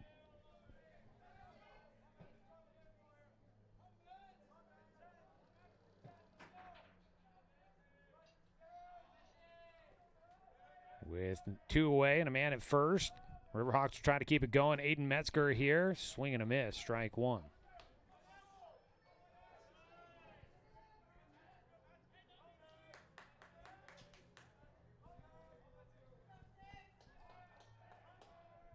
The 0-1 pitch from Nicholson, outside, 1-1 count.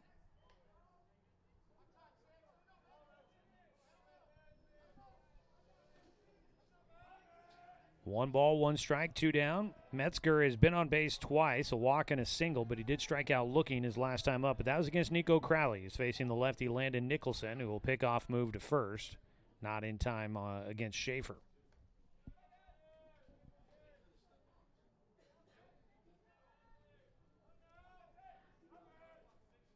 Two down. The 1-1 delivery from Nicholson. Breaking ball low.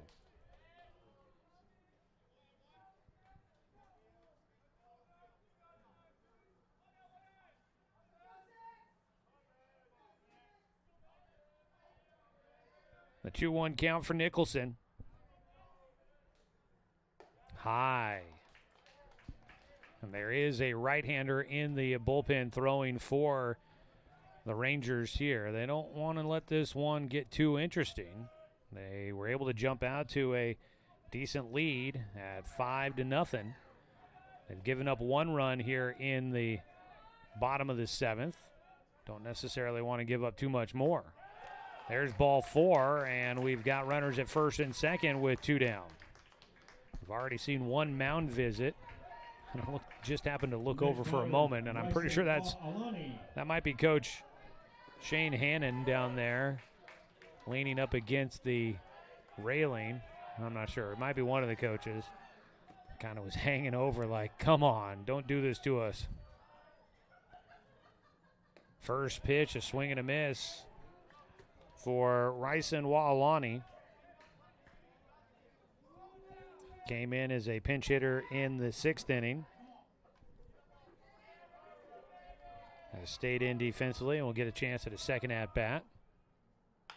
Hits one hard by the third baseman into left field. They're going to send Schaefer around third. He's heading for home. The throw off line. He doesn't need to slide. Throw to third base is going to get the final out, though.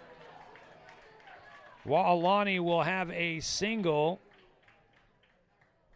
to drive in another run for the Riverhawks. Schaefer easily scoring from second, but Metzger tried to go first to third. He gets gunned out at third base for the final out. Riverhawks get 2 on the board. They're back within 3 as we go to the top of the 8th inning. Still some work to do, but they're able to get some positive momentum here on Riverhawk TV.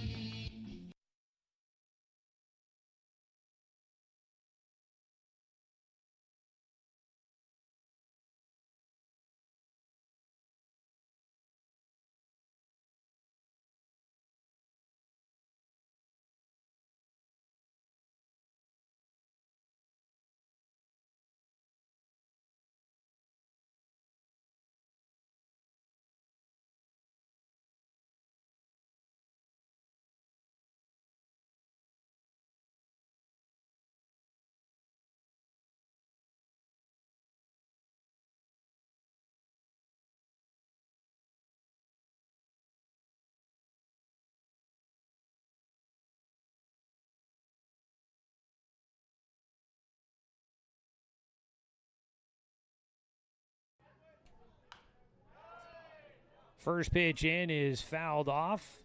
of the front foot for the leadoff man, DJ Batalona, who will start things here in the 8th inning for the Olympic Rangers, who lead this one 5-2. We were scoreless until the 6th inning when the Rangers were able to put 4 runs on the board. They added 1 in the top of the 7th, but the Riverhawks get 2 back in the bottom of the 7th. Pop fly, foul territory, left side. Oh, I think it went in and out of the glove for Ryland, or excuse me, that is now in left field. That is Aiden O'Malley out there. And I think it went in and out of his glove based off the reaction from all the players around him. They wanted to try and catch that ball after it bounced back up into the air, as if they might have still had a chance to try and make the out. I would have been interested in the ruling on that one if the umpires would have seen it the same way. It's kind of hard when you're not right there next to it to see whether that bounced off the ground or out of the guy's glove. A 1-2 count here for Batalona, starting things in the 8th inning. He hits one sharply at short, backhanded by Metzger, and he will get it across to Vance. Maybe not necessarily the way you want to see your shortstop field that one. Might have been able to try and square it up, but he was retreating back. But he's got the good hands. He's able to snag it on the one hop. Got his feet back underneath him and sent it across the diamond to Vance, just enough to get it there in time. 1 away. Imai will bat. He pops one up right side. Carson Dunn in foul territory with time and space makes the catch. That one well into foul territory, but Carson, that's playable out there. And he makes the grab. Dominic Hecker will bat. He's 0 for 3. Grounded out twice to shortstop in his times. And it looks like we may end up with a... Oh, no, that's going to be... Looks like it's Hecker. He's getting a brief visit with his coach, which is notated by our home plate umpire. And we are just about ready to go in this at-bat with 2 outs and nobody on base here in the top of the 8th. On the mound, Hunter Robinson. Took over in the 7th inning, gave up 1 run, faced 7 hitters. But he's doing a little bit better here as he settles in. Pitch is high, ball 1. And the first offering to Hecker. So the Umpqua women got a win. The men are just about to tip things off there at UCC.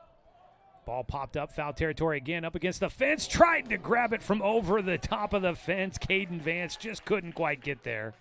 Went off off the end of his leather. I have wanted to see somebody try that for quite some time. A lot of the high school and Legion games that we've called here. I don't know if many of the guys that we've seen at first base through the years here at Champion Car Wash Field have the size of Caden Vance. And he had a lot of time to get there and set up on that one, so that was pretty good. Good attempt. Just couldn't pull it back. 2 balls and a strike for Dominic Hecker. That pitch is high, 3-1.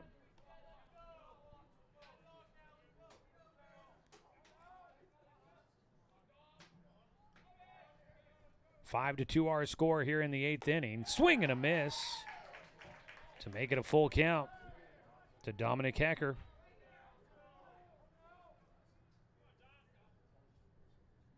Robinson trying to make it a 1-2-3 inning. He is not able to. He issues a 2-out walk. Hecker will get on base for the first time today. Second walk for Hunter Robinson. Next batter, Mateo Castro. The 9-hitter Mateo Castro trying to see if he can ignite a spark here for the Rangers in the 8th inning, and they want to try and see if they can stretch their lead back out.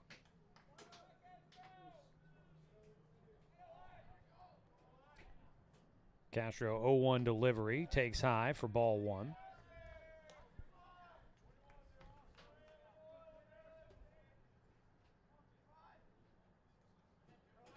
One count.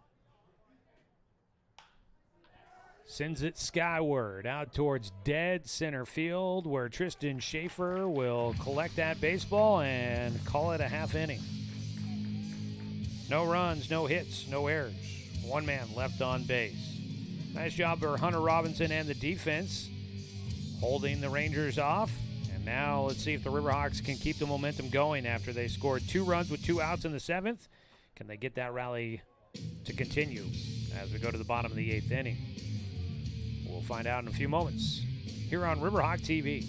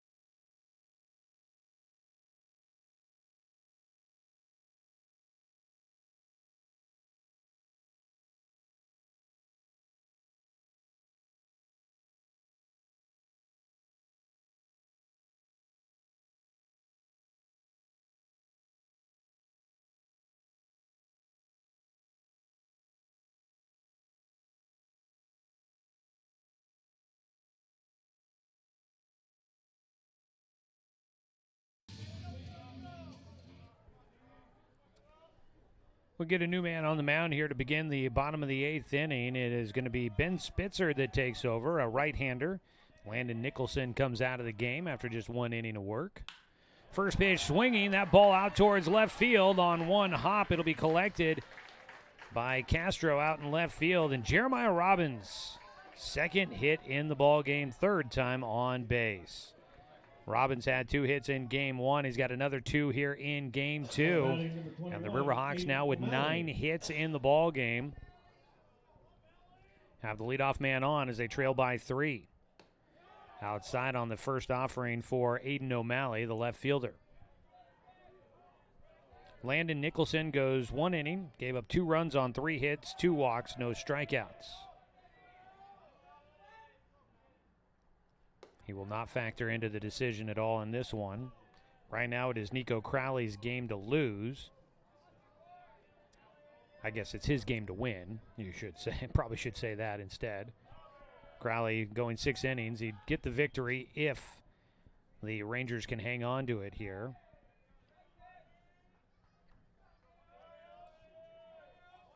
Two nothing, 2 balls, no strikes. It is a 5-2 score. There's a strike across at the knees on the outside half to Aiden O'Malley. O'Malley struck out in his first at-bat in the 6th inning. He came in for Rylan Heckman, who was 0 for 2 with a pair of strikeouts.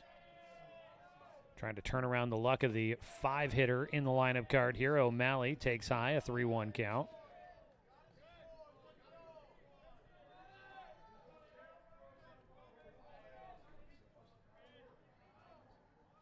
Three-one delivery. Ooh, almost looked like that was going to get him. It's ball 4, even. And now you've got 2 runners on base. Brings the game-tying run to the plate for the Riverhawks. We saw a 3-run homer earlier in the game. That was by Tyler Harris. Not sure if they're going to look to Daniel Withers to try and do that here necessarily, but base knock would be nice to see as well. Withers does have a base hit. It was on the infield back in the 2nd inning. He's 1 for 3 in the game.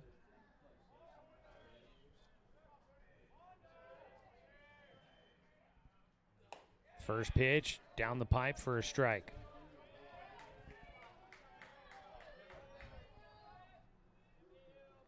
Ben Spitzer has come out of the bullpen, trying to keep this game in favor of the Rangers. He misses outside, a 1-1 count.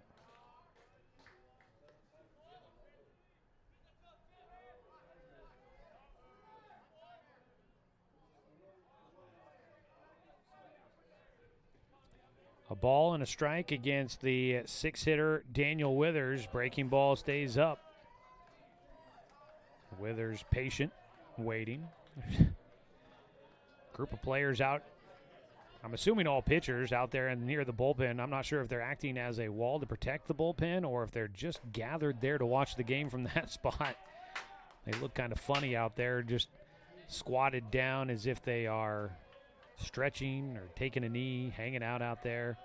They're technically in play. They're foul territory, but it is playable over there.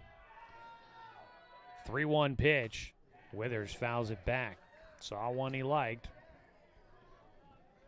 Now has a full count.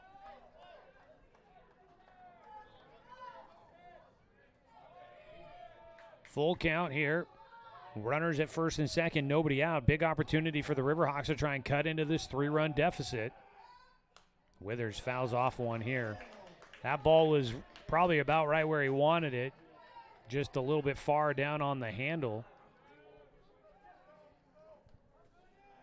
Withers got jammed a bit there and couldn't barrel one up. A full count pitch once again for Spitzer, and he misses outside to load him up. Back-to-back walks for the Riverhawks. They've got the bases loaded. Game-tying run is on. And that, of course, is going to prompt a visit out to the mound for the Rangers.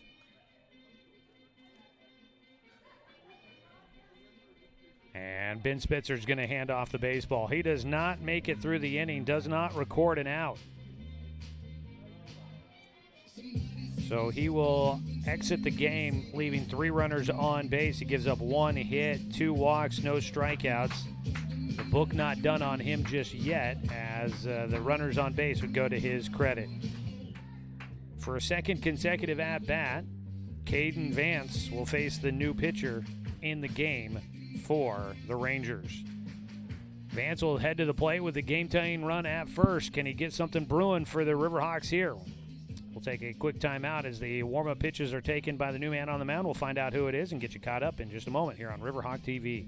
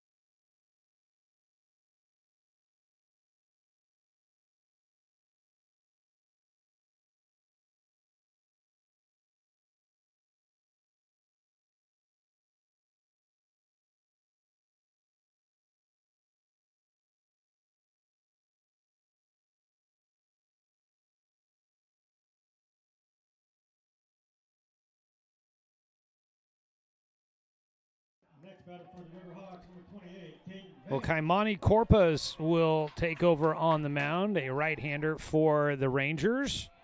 And he whips in a first pitch breaking ball for a strike against Caden Vance. who will step in with the bases loaded and nobody out as the Riverhawks trail 5-2 here in the bottom of the 8th inning. Riverhawks trying to come back after trailing 5-0 in this game.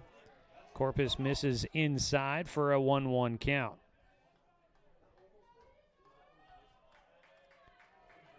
At the plate, Caden Vance drew a walk his first time up, and only his second at-bat after he came in for Zane Bidwell at first base. Bases loaded. Off the hands, fouled back for Vance. Up into the netting behind home. On the bases right now, you got Jeremiah Robbins at third, Aiden O'Malley at second, Daniel Withers at first.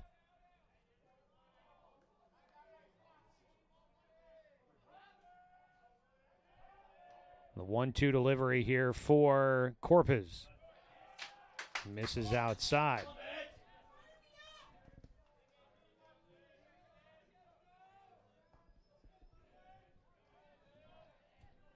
A 2-2 count. Still nobody out in this one here in the bottom of the 8th. Outside, the count goes full, and a walk here makes it a 2-run ball game.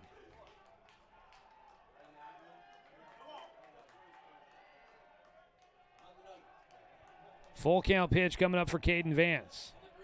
Trying to get at least something out of this here. The 3-2. Strike 3 called. What a bender by Corpus there. Vance takes strike 3, a breaking ball on the inside corner, and there's one down. That's a tough pitch right there. That was a good spot there out of Corpus. Kaimani gets the first out with that strikeout. He'll miss high on the first offering now to the 8-hitter Trevor Ratliff, the second baseman.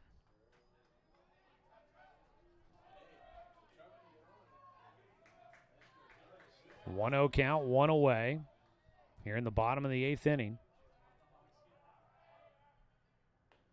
That's that strikeout pitch that just got Caden Vance. Inside corner, called for strike 1.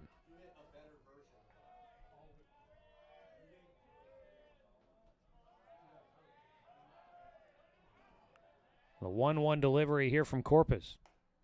Outside, 2-1 count.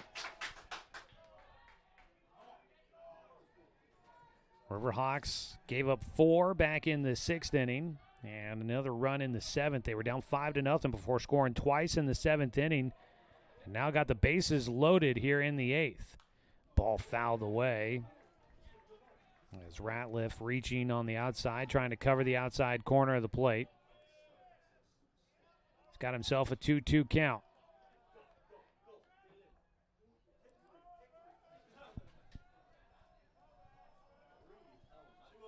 Ratliff, the 2-2. Gets underneath one to left field. That ball's well struck. Castro going back. Out of his reach.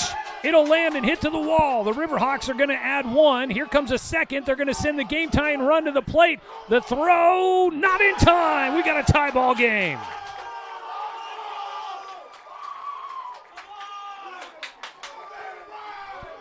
It's Trevor Ratliff with a triple to tie this one up here in the 8th inning. A 3-run triple brings in 3. Well, that's why it's a 3-run triple. Here it is, the replay for you. That one well struck to the left field fence. Out of the reach of a diving attempt from Mateo Castro out there. And the throw to the plate not in time to get Daniel Withers, the game-tying run, who came home. And the Riverhawks have this one all squared up. Foul tip into the glove for Carson Dunn, who's had a nice night at the plate. He's 2 for 3 with a triple in his last at-bat.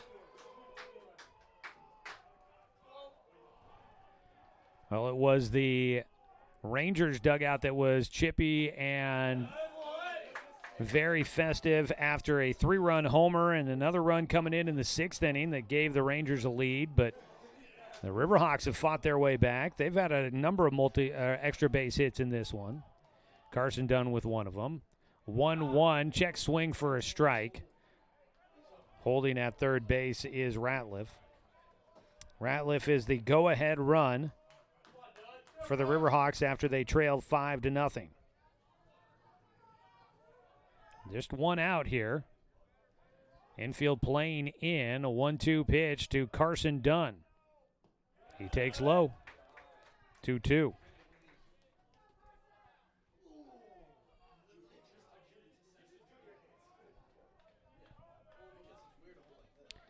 Two balls, two strikes. Kaimani Corpus will miss. That ball gets away. They can't find it. Coming in to score. The Riverhawks take the lead. Trevor Ratliff scores on the pass ball.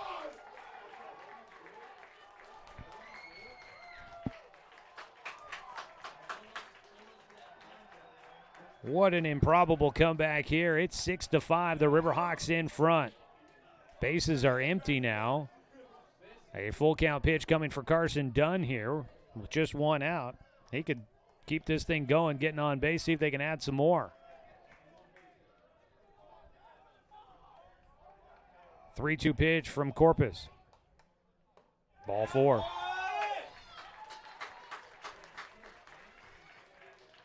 Dunn will get on base for a third time. The next batter, number 7. That is the first walk issued by Corpus.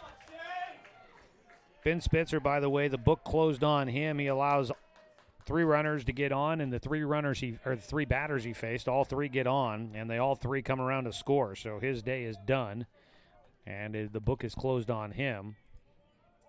Does not get credited with an out, so no innings worked. He gave up 3 runs on 1 hit, 2 walks, no strikeouts.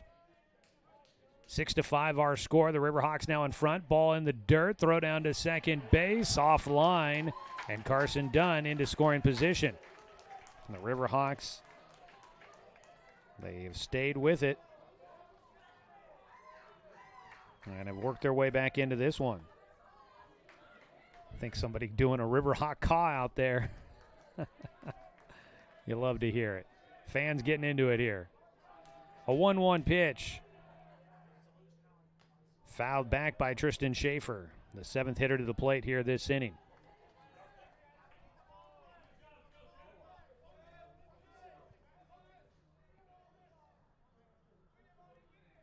So right now it'd be Kaimani Corpus that would be on the hook for the loss if the score stays in the Riverhawks' favor. He gave up the game-winning, or the go-ahead run, I should say. Not game-winning, but go-ahead.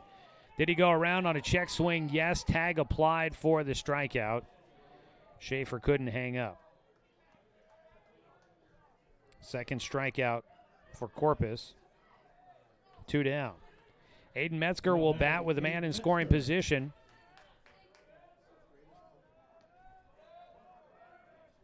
Aiden Metzger, 1 for 2 today with a pair of walks. He does have a strikeout and a single.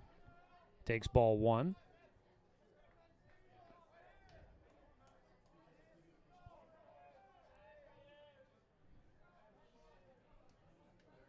Out at second base, the speedy Carson Dunn.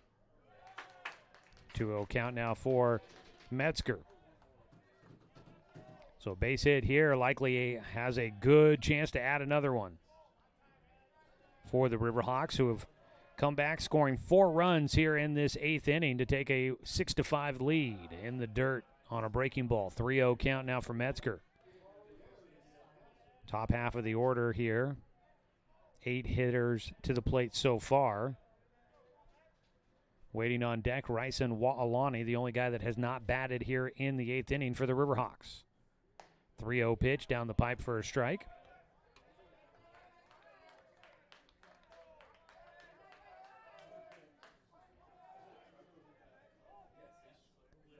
The 3-1 count for Corpus. Line drive, gets up the middle into center field for Metzger. Coming in to score for the Riverhawks will be done, and UCC takes a 2-run advantage. RBI single for Aiden Metzger on a line drive right up the middle. Dunn easily scoring from second base, and it'll be Wa'alani to come up to bat here in the 8th inning as the Riverhawks will send 9 to the plate. And they lead it by 2.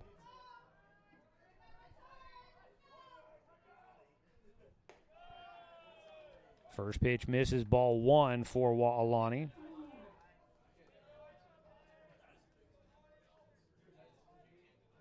3 hits here in the 8th inning for the Riverhawks.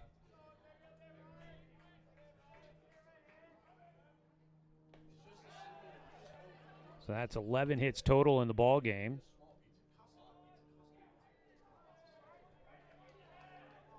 Two-0 count.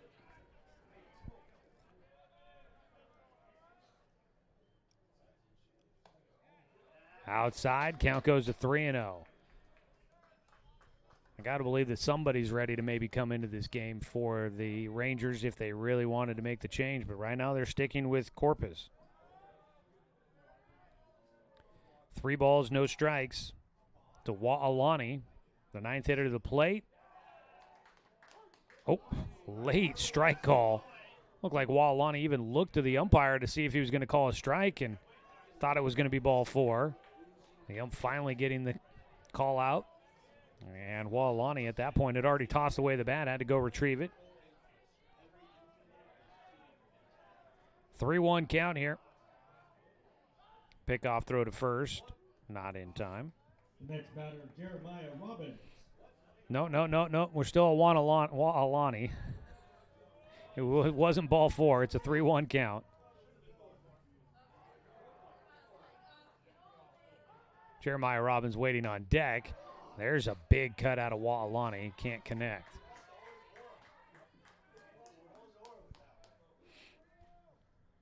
If Wa'alani can get on and bring Jeremiah Robbins to the plate, Robbins will bat for a second time here in the 8th inning. 3-2 delivery from Corpus. Ball 4, and it will be Robbins to bat for a second time. Metzger was taking off on the pitch. So the walk puts runners at first and second. And the Riverhawks will bat through the order here in the 8th. Second walk issued by Kaimani Corpus. First and second with 2 down. Jeremiah Robbins up to bat a second time. He will take in the dirt, ball 1. Robbins started out this inning with a single against Ben Spitzer. That got things going. He would eventually come around to score, followed by Aiden O'Malley and Daniel Withers on the 3-run triple by Trevor Retleff.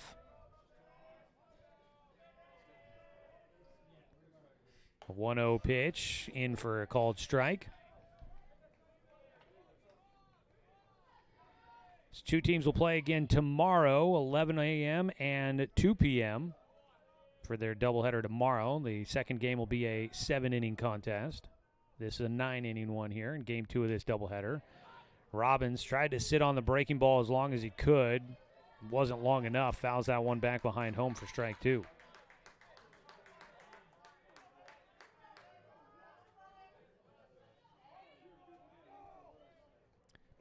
A ball and 2 strikes with 2 down.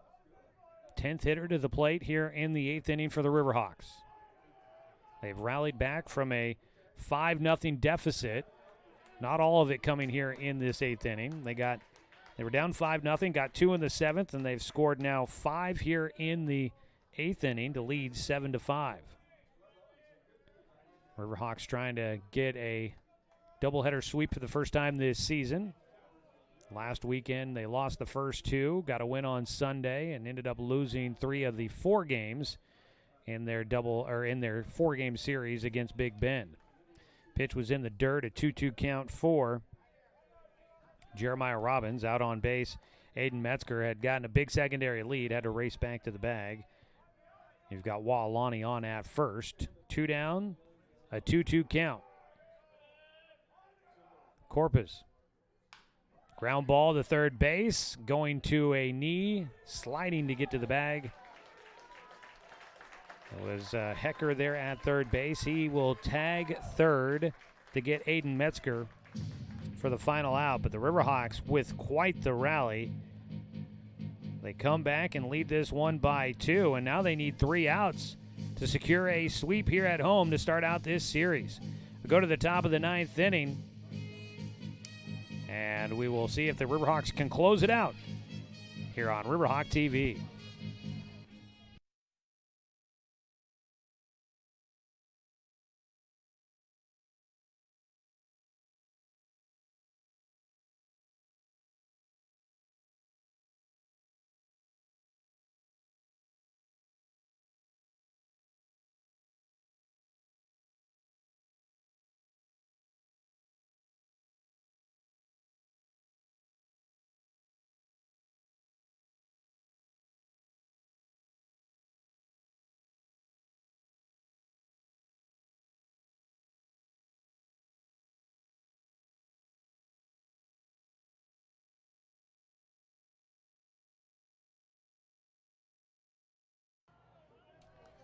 Hunter Robinson will be on to try and close this one out.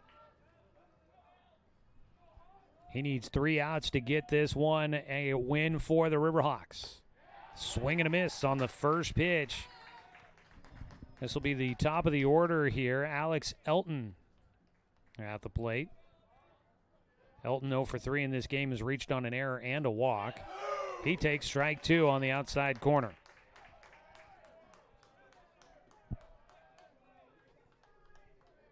The 0-2 pitch here for Robinson, needing 3 outs.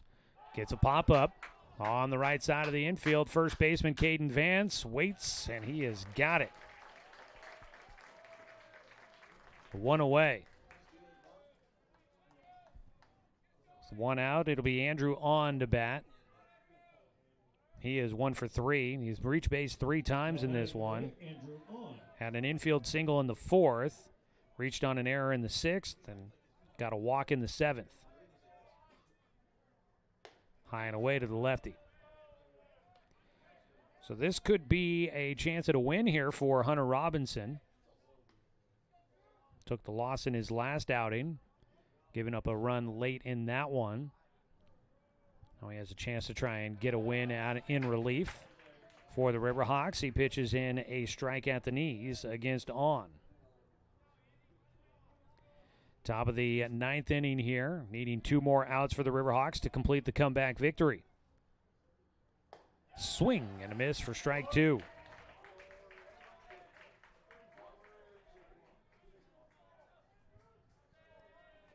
One ball, 2 strikes.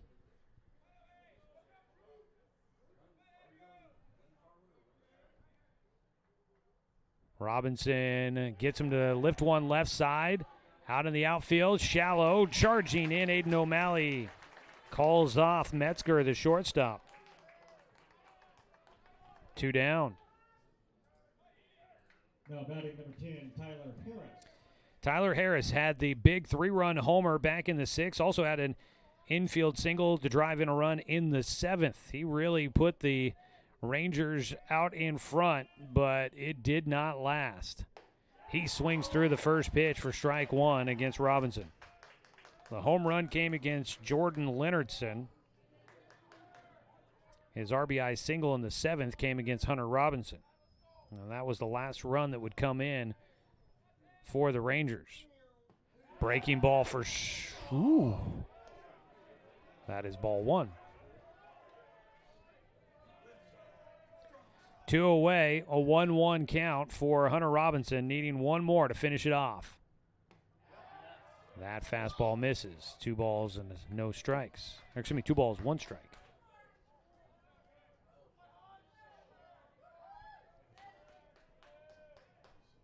Riverhawks need 1 more here to wrap it up. A pitch low, 3-1.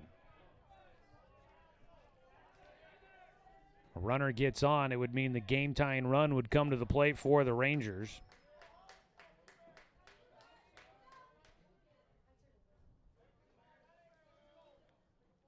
Three balls, 1 strike. Hunter Robinson trying to close it out. Swing and a miss. There's strike 2. That's a big one.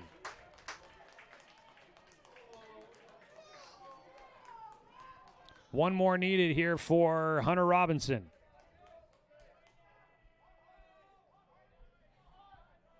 He'll set, working out of the stretch with nobody on base. Oh, does not pull the trigger for strike 3. That one popped out of the glove for Jeremiah Robbins. It was ruled ball 4, and that is a walk that'll put the game-tying run at the plate. Next batter, number 17. Tyler Harris Schaefer. on base for a 3rd time, his first walk. And in the process somewhere there, Tyler Harris limping to the dugout. Some cramping maybe, not sure, but he is, it looks like his left leg giving him some issues there. So they will bring in a runner at first base for Tyler Harris. First pitch, strike 1 to Sean Schaefer. Riverhawks trying to complete a pretty big comeback here in this one. scoring 7 runs late in the ball game to overcome a 5-0 deficit. Ground ball comebacker goes up the middle, past Hunter Robinson, couldn't get his glove on it. It'll get out to center field. Tristan Schaefer sends it back in, and now the game-tying run is on base. Man at second base. Schaefer on at first with a single. His first hit in the game. And here comes Josh Robbins out of the dugout. Assistant coach out to have a conversation. The runner out at second base for the Rangers is Dimitri Angelos. Hunter Robinson's going to give up the baseball. They're going to go to the bullpen here. It'll be Seamus Brown that will pitch, or it means that will hit against the new pitcher. We'll get the numbers put together on Hunter Robinson and get you details on who comes in for the Riverhawks here. Back in just a moment on Riverhawk TV.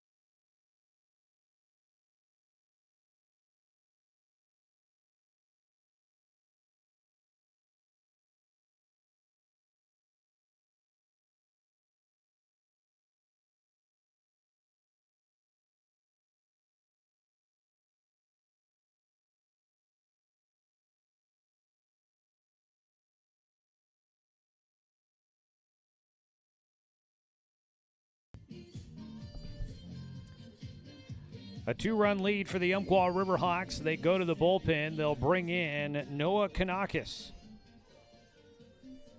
to try and close this one out. It is a save situation for him with the game-tying run down at first. It'll be Seamus Brown that will bat. He is 1 for 4 on the day with an RBI double. He will hit with 2 runners on. Game-tying run at first. Noah Kanakis trying to close it out. He would earn Hunter Robinson a win and Kanakis a save if he can get one more out here. He misses on the first pitch. The lefty-to-lefty matchup here. Kanakis a 1-0 count against Brown, the big left-handed hitter.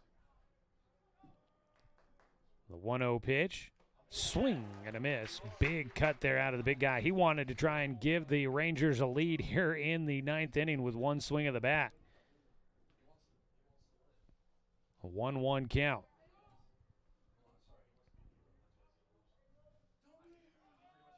A 1-1 delivery from Kanakis. Misses inside to the lefty.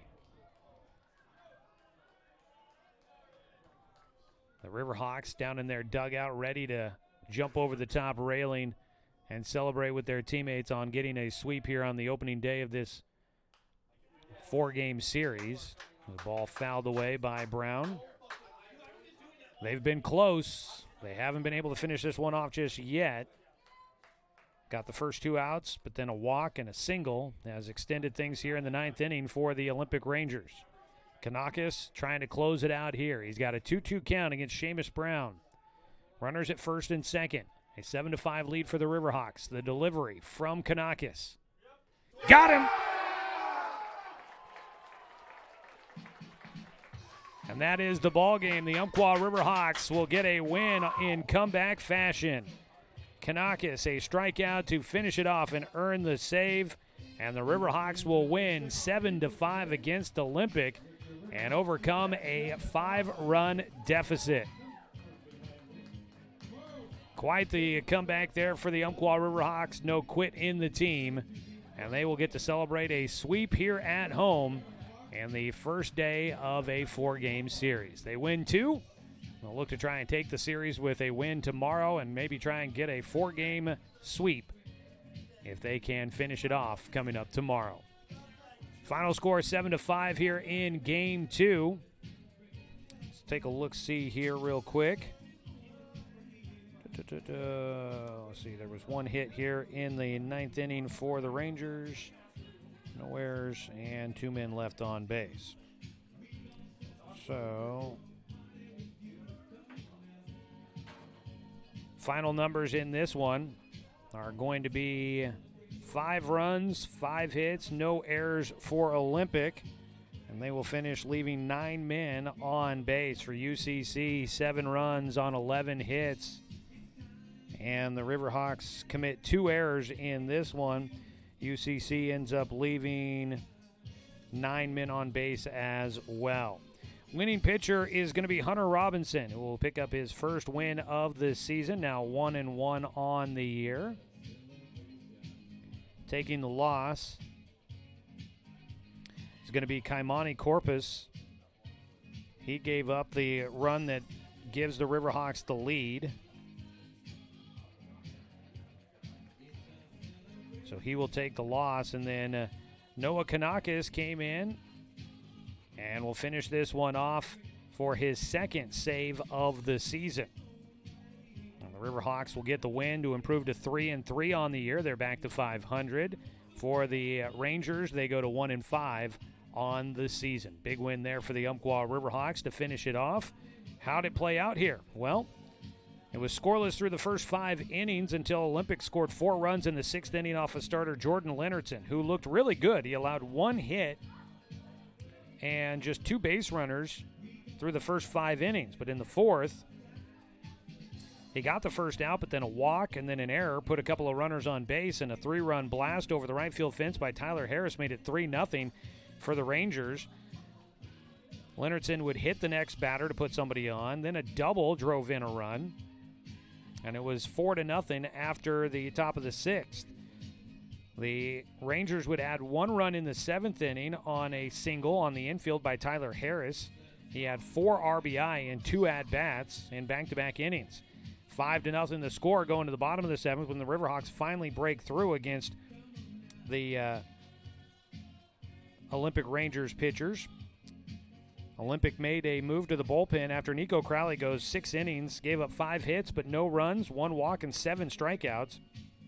He will not factor into the decision. Landon Nicholson came in, gave up 2 runs on 3 hits, and the Riverhawks were on the board, trailing 5-2. In the 8th inning, the Riverhawks would take the lead. In the 8th inning, it was Ben Spitzer who did not record an out, gave up 3 runs on 1 hit, 2 walks. That tied the game up. And then the Riverhawks would take the lead on a single by Aiden Metzger. I believe that is, no, a pass ball, scored Trevor Ratliff, whose 3-run triple tied the game. Then Ratliff scored on a pass ball to give the Riverhawks the lead. And then Aiden Metzger drove in 1 more on an RBI single to make it a 2-run ball game, and that would be your final score, 7-5. The Riverhawks get the comeback victory there. Robinson gets the win. He pitches 2 2/3 innings. He gives up just 1 run on 2 hits, 3 walks, no strikeouts, 1 hit batter. Noah Kanakis comes in and gets the final out for the save. He gets a strikeout and records just 1/3 of an inning of work. Taking the loss is going to be Kaimani Corpus. He came in the 8th inning, and he ends up giving up, let's see here, 1. He gives up 2 hits, 2 runs. He would walk 2 and had 2 strikeouts as he takes the loss. He ends up pitching 1 inning of work. That's the pitching numbers in this one. Wrapping up, let's take a quick look at some of the offensive numbers. Andrew Ahn had a hit, a single for the Rangers. Tyler Harris had 2 hits, had the 3-run homer and a single. He had 4 RBI. Sean Schaefer with a single. Seamus Brown had an RBI double. And that was pretty much it for the Olympic Rangers in this one. On the other side for the Riverhawks, Tristan Schaefer with an RBI single goes 1 for 5. Aiden Metzger was 2 for 4 in this one with 2 singles, had an RBI and 2 walks. Cole Stoddard 1 for 3 with a single. Ryson Wa'alani goes 1 for 2 with an RBI single and a walk. Jeremiah Robbins was 2 for 5 in the game with a double and a single. Let's see here. Aiden O'Malley scored a run, getting on with a walk. Daniel Withers had an infield single, goes 1 for 3, scored a run after getting on with a walk. In fact, he scored the game-tying run. Let's see here. Trevor Ratliff had the 3-run triple in the 8th inning and scored the go-ahead run on a pass ball. He goes 1 for 4. And Carson Dunn was 2 for 3 with a single and a triple. Also had a walk, scored twice. Again, the Riverhawks go to 3-3 on the year. The Rangers go to 1-5 on the season. And they are scheduled to wrap up their 4-game series with a doubleheader coming up tomorrow. So I hope you tune in for that. Coming up tomorrow here on Riverhawk TV with Game 1 starting at 11. We'll go live with that broadcast shortly after that. Earlier today, just when it comes to UCC athletics, the Umpqua women get an 88-57 victory over the Portland Panthers in their game. And at halftime right now, they are in action there at the UCC gym. And I believe at halftime, the Riverhawks were leading in that one. The scoreboard just went away for me. Here it comes back. The score at the break is not in favor of the Riverhawks. 36-35, Portland rallying back. The UCC men had a decent lead early in the contest, but now they trail by 1 at halftime as they get ready for the second half. And that one, you can follow the second half of that game on Riverhawk TV, so you can flip over to it there if you want to watch the rest of that Umpqua men's basketball game. And we'll be back on the air coming up tomorrow with first pitch of Game 1 of a doubleheader starting at 11. Tentatively, that is our plan. We'll see how the weather does for us tomorrow. All right, folks, thanks everybody for tuning in for today's broadcast. I'm Joey Kieran. It's been great to be with you. We hope you tune in and join us tomorrow here on Riverhawk TV. I want to say thanks to Athletic Director Craig Jackson, Head Coach Jake Whistler, and the UCC baseball program for having me here, for calling the games for you here on Riverhawk TV. It has been a blast. Looking forward to doing more of it coming up tomorrow. Thanks to you, the fan, for tuning in for today's broadcast, because, of course, without you, I'm just a guy sitting here talking to myself. I'm Joey Kieran. We'll talk to you tomorrow morning when the Riverhawks begin day 2 against the Olympic Rangers here on Riverhawk TV.